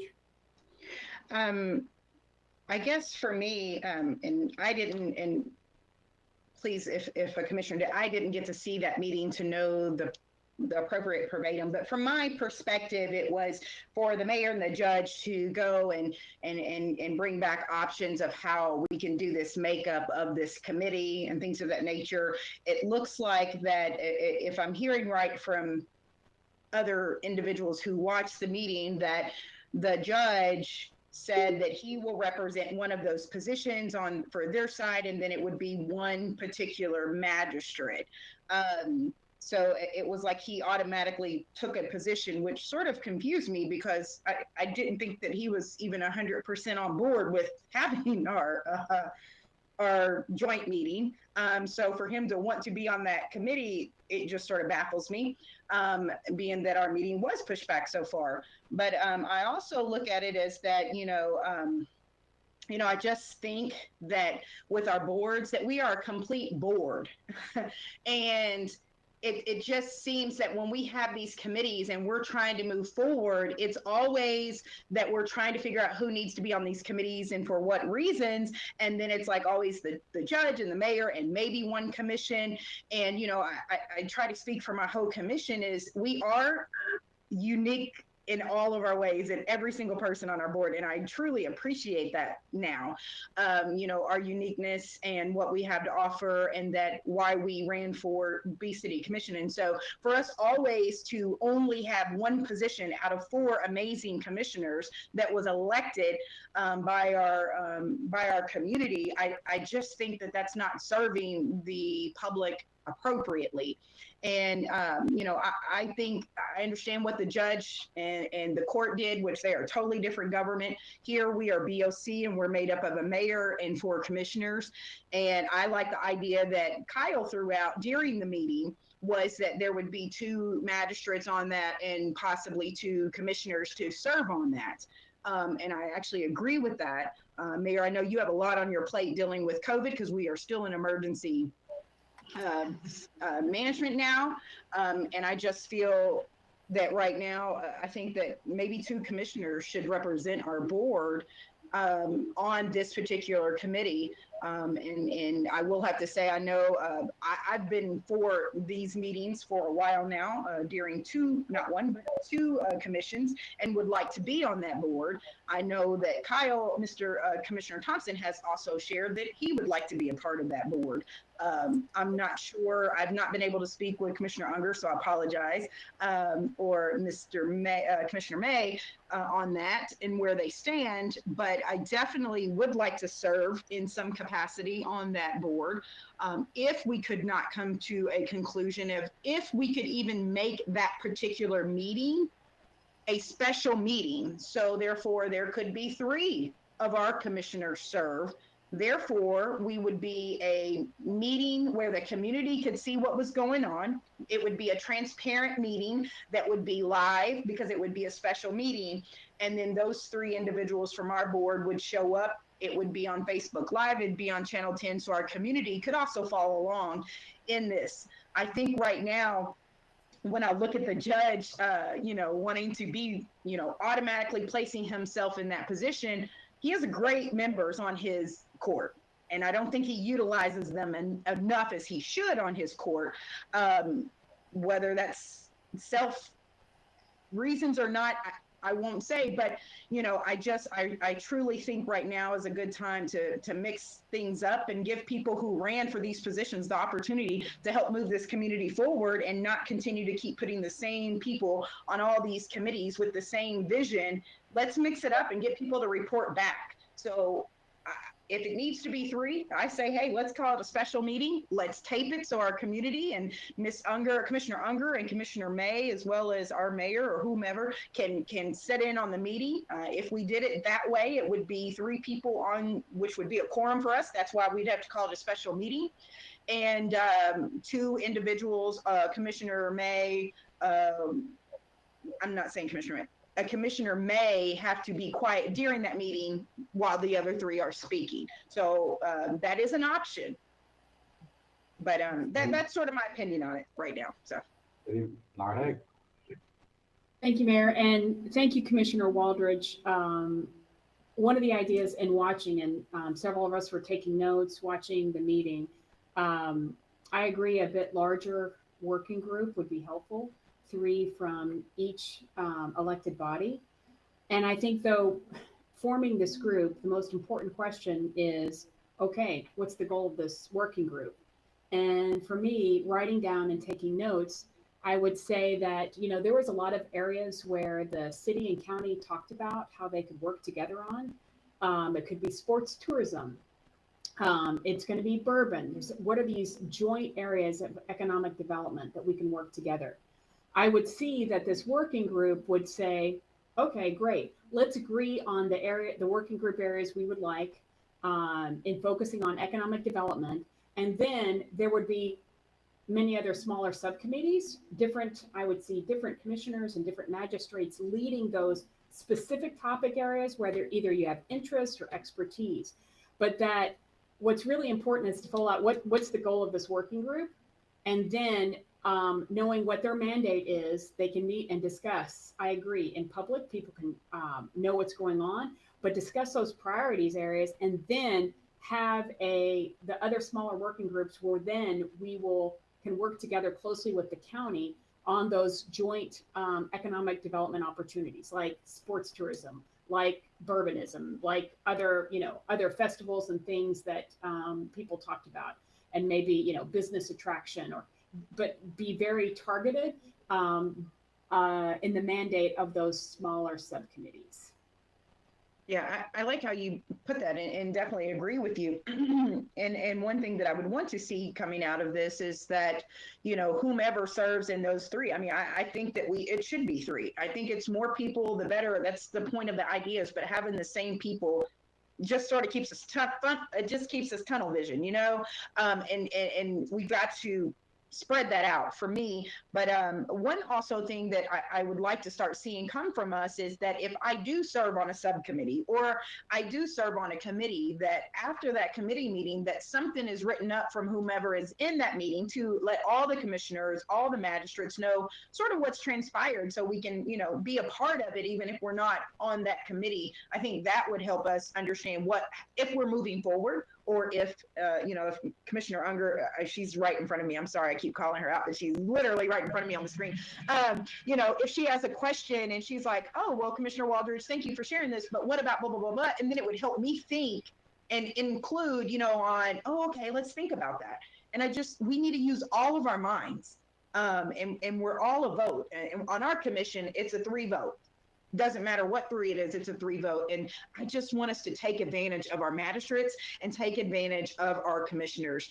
We are elected for a reason, and we need to stop just being put on the back burner and letting everyone else do this and then show up to try to vote on something and we're really not sure because we weren't privy to that information. So I want our commissioners, all of our commissioners, to be placed where, like you said, expertise, their passion and things of that nature to do the work that our residents and that we all elected people on this board to do. I would just add that I would agree with notes. That's why I would suggest adding staff members, city and county staff members to this working group to be a part of it, to actually take the notes and help with the follow-up so that can be sent out to others. And I should say here that I think we're putting too much importance on this working group. My understanding is just to decide what the next steps are and what 3 or 4 areas we're going to discuss as joint body. And it's not to make any decisions on what economic development direction or what recycling, because it's my understanding it wasn't just about economic development. It's any of the mutual interests that we have in city and county governments, including economic development being one of them. That's number one, but also recycling and other areas, parks. I mean, it could be any of that stuff. So I think this working group was to get us to the next meeting.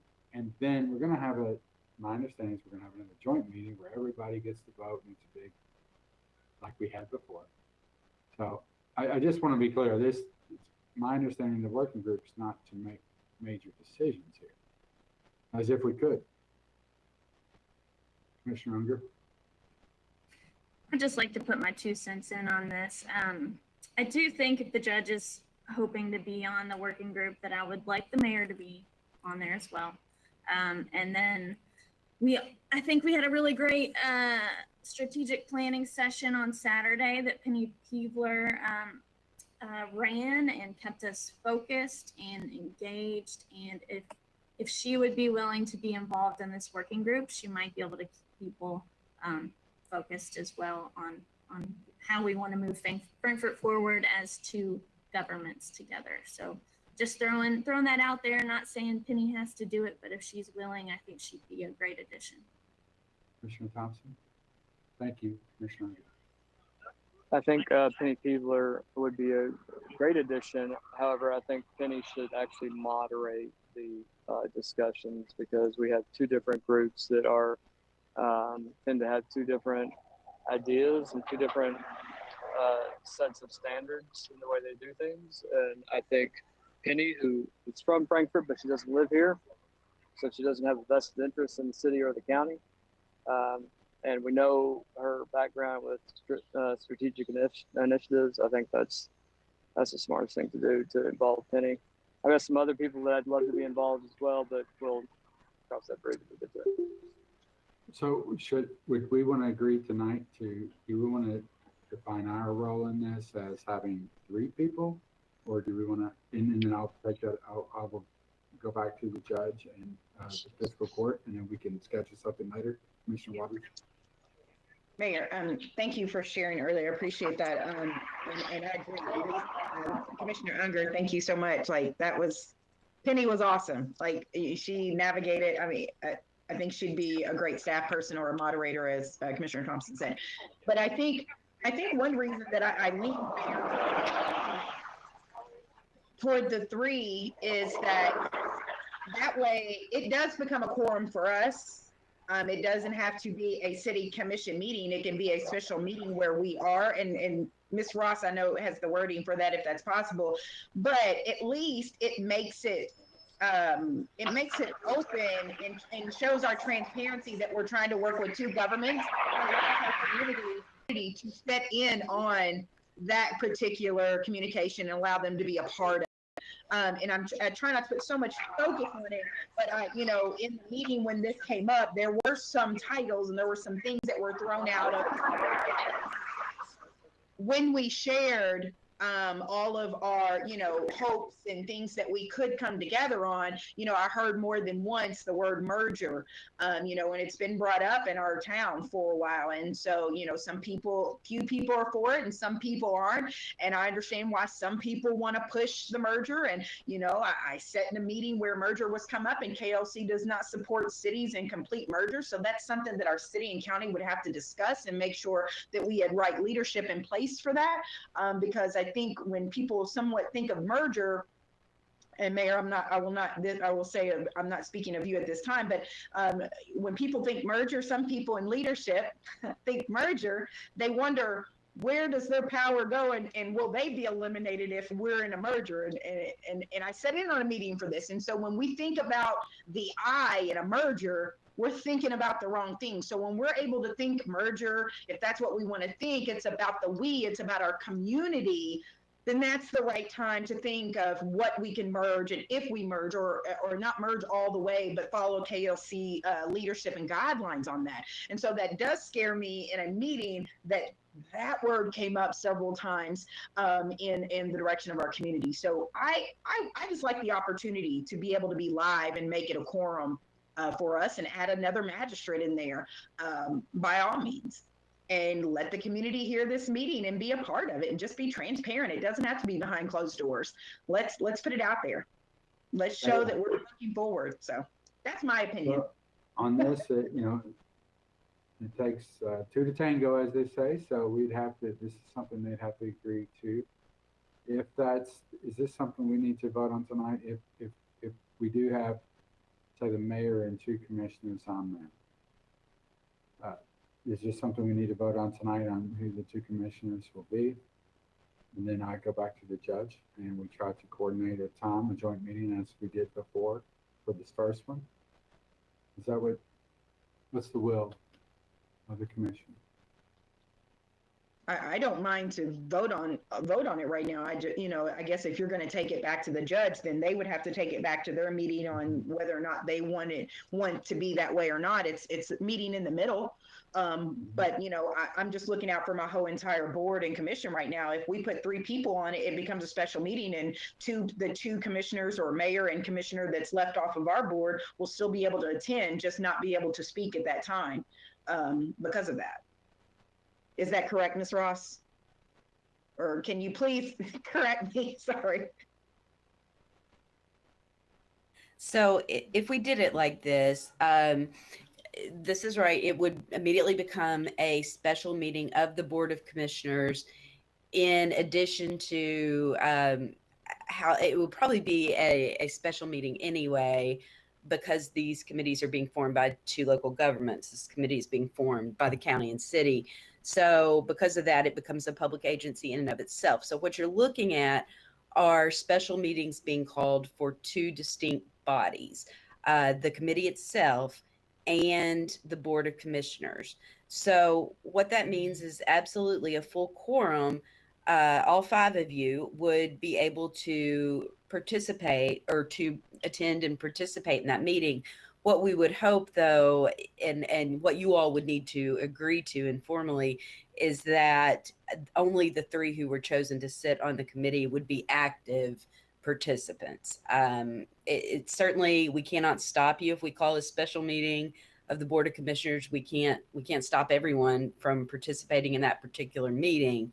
But for clarity and efficiency and ease, it would be good if we could agree that only the 3 that were chosen would participate. Does that make sense? It makes sense, and it for me it makes it difficult to, who's going to be the 2 that are not on there, not being able to speak. It just doesn't seem right there. I think, you know, if we're going to have a meeting, a joint meeting, then if all 5 are going to be on there, then how do we just let 3 speak and the other 2 just sit silent? So I think, I mean, it happens in our meetings all the time. I think that Commissioner Unger and Commissioner Thompson are on the Parks Committee, and you know, I would sit in and not really say anything. You know, you sit in on it because you want to be in on it, but you're listening. That still doesn't mean that your voice can't be heard, because I can still contact Sean. I can contact City Manager Haig and let them know what I have to say about what I've heard, and that still transpires back to us of being one commission coming together. It just allows either a commissioner or a mayor or 2 commissioners to, you know, still be heard, but also hear what's going on firsthand. Commissioner Unger? Can we just, I mean, who's interested? Are we all interested in being involved? Or, I mean, just wondering if we can.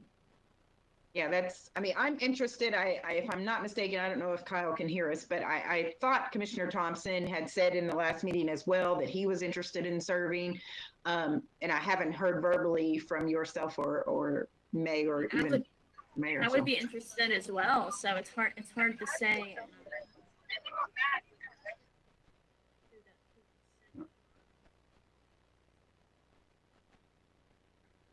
You cut off there, Commissioner Unger, but it cut sounded out? like I can't hear her.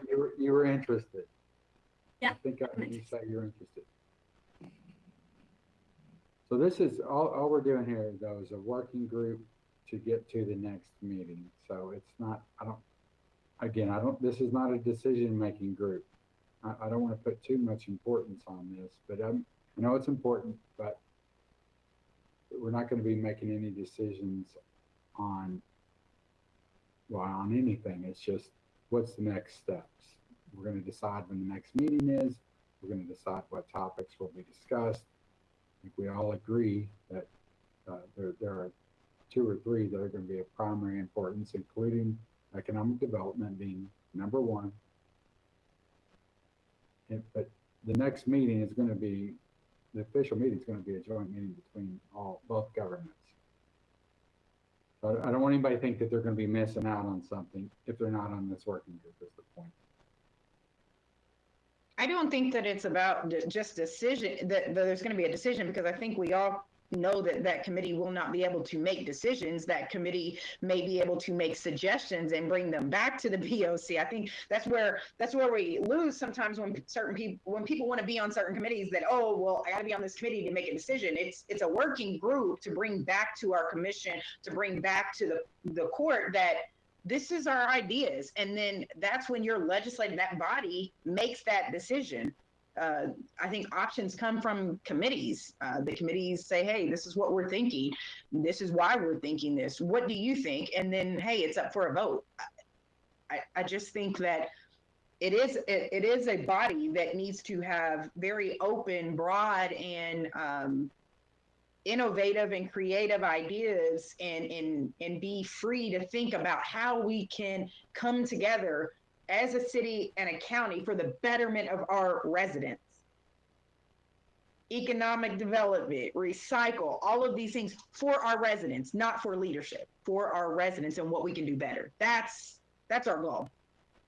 And that's what needs to happen. But this committee is not going to be doing all that. That's what the next joint meeting is going to be doing, going into with all the ideas and all the suggestions. This is just, what's the next step, and when are we going to meet again? What topics are we going to discuss, and what's the format going to be? But once we decide, and I think we all agree, economic developments, we could have just one topic on the next meeting. I think we'd all be happy if it's economic development, right? I'm sorry, Mayor. I guess I misunderstood, so I apologize. I misunderstood when we discussed the group. I thought it was going to be a working group that brings back to the committees. Maybe I'll go back and listen to, I don't know. Okay. Well, and that's, maybe I do too, but I think that's, Commissioner Thompson, you have a question? I know he seems like he's had a change of venue. Yeah, change of venues, right.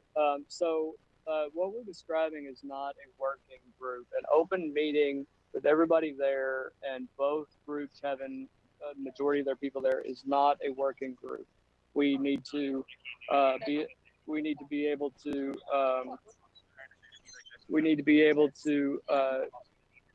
discuss each of the. Kyle, we have to stop the meeting. We can't see you. No, we can't. So a working group shouldn't be open. We should have the ability to be moderated, discuss a bunch of things. It should be able to get through a lot of ideas and things of that nature.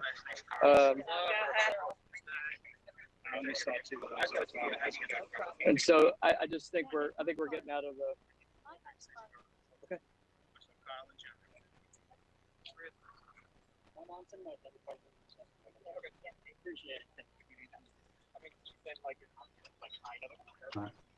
So that's all I would add. I think we're just going outside of what a working group really is. That's what I think that's what I'm saying. I don't know, but I just think this is the next group that's going to, just like the group that got together to plan the first joint session. It's just not a formal meeting. We're just trying to set the parameters and then tee it up so that we can all come back together again. That's what this is. Unless someone else, I'd be happy if anybody else heard something different on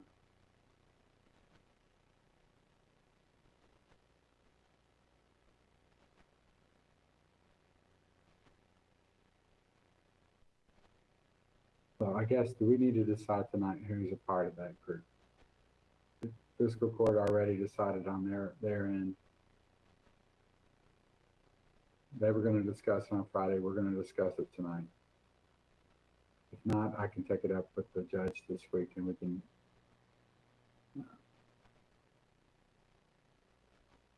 I can select someone if you want.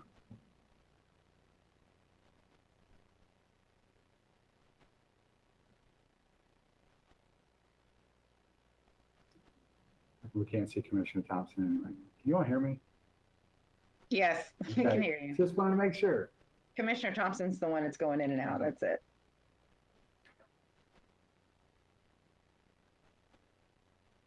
So is this something we need? Do we need to discuss this later, or I'm open to motion if we need it?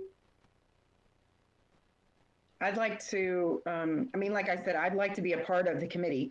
I don't know if that's a part of 3 to make that a special meeting or not. Is that what you're asking? Do we want you to go ask or have that conversation with the judge on, do we want to make that a special, or do we want to stick with, that's what I was wondering what you're asking. Do you want me to, I'm open to direction. If you want me to, do we want to have a 3-person committee? I think if the judge is on there, then I'm biased. I'm the mayor. The mayor should be on there. If we needed to have it 3 representatives from the city commission, then there will be a meeting, but then I can go back to the judge and see what they say there. But if that's the case, then will you all just give me, I guess, direction to appoint either 1 or 2 people from our commission to be on that? I That's think what Ms. Haig was going to say something, Yes. so her idea may help the situation. Just since the, Franklin County, the magistrates decided on only 2, there has to be a conversation. If you're interested in 3, that you have a conversation with Judge Wells to see if that they're open to having 3. And if not, then having to come back to the Board of Commissioners to talk about 2. And since we'd rather not come back and have a meeting to vote on that, would you all be agreeable to, if it's only going to be 1 person, I'll appoint 1 person. And if we can get 2 people and they'll do 2 people, you would allow me to appoint 2 people. Can that be something that the mayor can do? I thought it was coming back as a vote on who was going to be on this commission. Was that wrong? Well, no, that's what I'm asking right now, rather than us come back and vote in, October 11th or October 18th or whenever we're going to meet again. Can we just go on and decide that now? Just allow me to do the appointment on that. Not that I want that responsibility, but that's what I think, just to make it easier.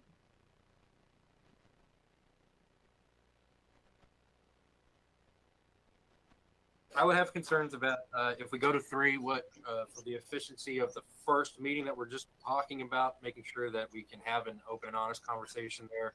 I do think I like the idea of the mayoral office being there for continuity and consistency as a 4-year term as we discuss it moving forward. But certainly if both bodies are open to it, I would just have the concerns about making sure, back to Commissioner Thompson's point, that is a working group, just an initial discussion. I feel confident that I'll be able to have my voice heard by the mayor going into that if I have any great concerns. If I'm not selected or if I'm not participating in it, if we decide to just keep it to 2, just like we do with, agendas and things, I feel like we have an opportunity to participate in that leading up to it. So I personally am okay moving forward with it, with the recommendation that we had of the mayor and the commissioner. Certainly, of course, I would be happy to serve on that. But at the same time, if somebody had a very strong desire, I would be willing to just voice my opinion going into it, trusting our body to represent us well. 2 cents on it. Thank you. Thank you, Commissioner May. Commissioner Unger? Okay, well, Commissioner May swayed me a little bit. I would rather this working group be able to move forward. And I'm obviously interested, but would be willing to not sit on that working group just to keep things moving. so we can plan for the next meeting. So that we could potentially just have the mayor and one person. It's fine with me.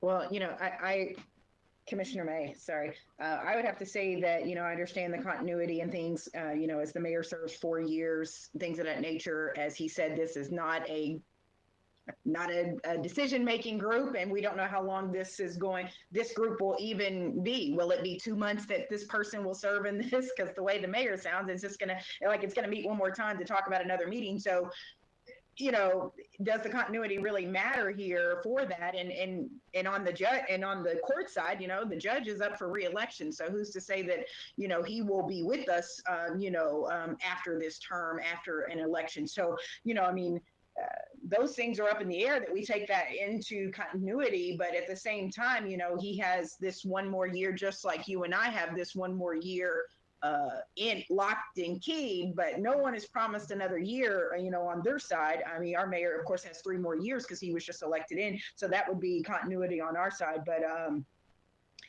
that's just what I'm saying. Like, is this going to be a yearly, how long is this committee going to be together? Is this a month? Is this 2 months? Because the way that it sounds, it seems like it's gonna meet once and decide on the next time that we're meeting together as one body. It's what I'm gathering, but maybe I'm wrong. I mean, I don't know. I mean, maybe a couple, 3 times. That's how long it took us to get the first meeting off the ground. That's what I imagine on this one. It's just to get the next one off the ground to get us to the next joint meeting. I don't know if it's going to be 2 or 3, but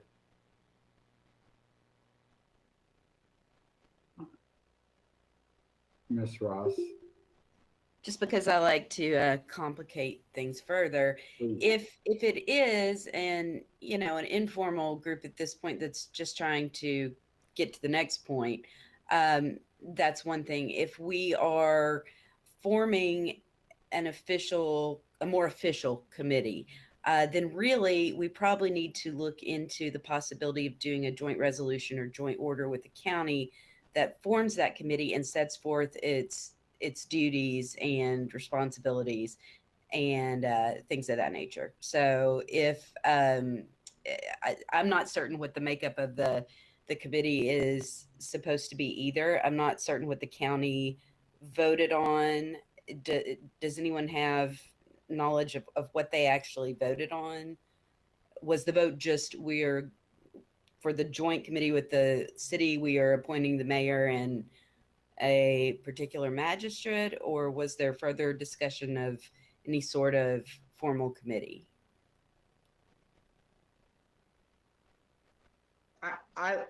I was not there, Ms. Ross, so I cannot say exactly what was said. So I would have to go back and look at the meeting. I just spoke with a couple of people, and they were both consistent at different times in saying that the judge basically put himself on the committee and then left basically that's what he did. And then he asked his committee to, hey, shoot one person at me. And that they ended up giving, I think,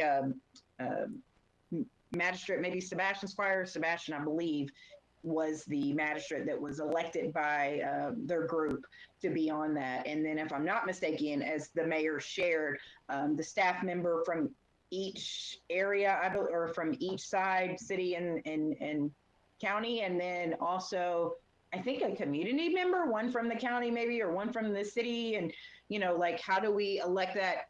How do we say who's going to sit there in that, like, for a committee member? If it's going to be, a community member, who's going to be on that?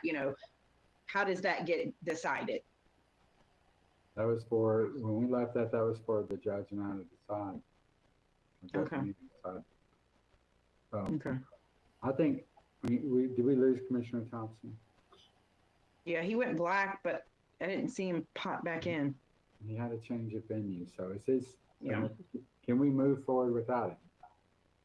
So on this one, I know you all. I think the best course of action, and this is just me, is that we agree to at least move forward with the county on this. I'll communicate with the judge about the makeup of the board, and if you all give me discretion to appoint one or two people if we want to do a more, something beyond a working group? Or do you all want to vote? Well, it'd be hard to vote on it without Commissioner Thompson on the call. But I think, Mayor, one thing I would ask that you consider what Laura Ross just said about actually working in the smaller group because of the need for potentially a joint resolution, which again will take further time if we want to try to keep the momentum going after a good joint meeting, that we have the makeup that was previously discussed. 2 commissioners, a staff person, 2 from the county, and a staff person, and a community member. right. I'm sure you and the judge could agree on a community member in consultation. I think it's important that, we speak to all the commissioners. They can make sure that they're heard and offer what their ideas are, that you can listen to them, and then we can move forward. So right now, do we need to vote on anything tonight?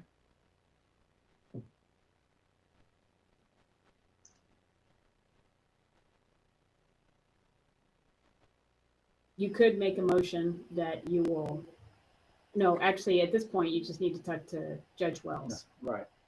I think we're good. I will get with the judge on this. Commissioner Waters. I just wanted to make sure I was understanding City Manager Haig, is that if we went with the larger group, as we're speaking of the 3, it will take longer, because in order for us to do that, it would be an official meeting with the county, regardless if they were sending 2 or 3 of their own. Even though 3 is not a quorum with theirs, it would be considered something that we would have to create a resolution for us to meet, because we are at a quorum, and that will consider that we need to have a partnership with them. Did I understand that correctly? Yes. Yes. Okay. Well, I would like to throw out my name. I'd like to hold our city commissioner position on this committee, and I'd like to be nominated to do that. Okay. I have it. And I'll speak with the judge this week and figure out the next steps. Sounds like the main goal is to get us all together again as soon as possible, both city and county, right? And Mayor, with the other commissioners, and I'm not sure, I don't have anyone in mind as of right now, but if Commissioner Unger, Commissioner Mayor, Commissioner Thompson has a community member that may be great for this, could they just send that to you for consideration? Of course. Of course. And I will consider it. This is good. I think we've got a path forward. Are we good here? Before we move on to, we're in unfinished business right now. Is there any other unfinished business? And if not, Mayor, I make a motion, we go into executive session per KRS 61.8101B, deliberations on future acquisition of real property related to parks where publicity would likely affect the value of the property. thank you, Commissioner Walters. Do we have a second? All those in favor say aye. Aye. Aye. Aye. Any opposed? No. All right, we'll go into executive session.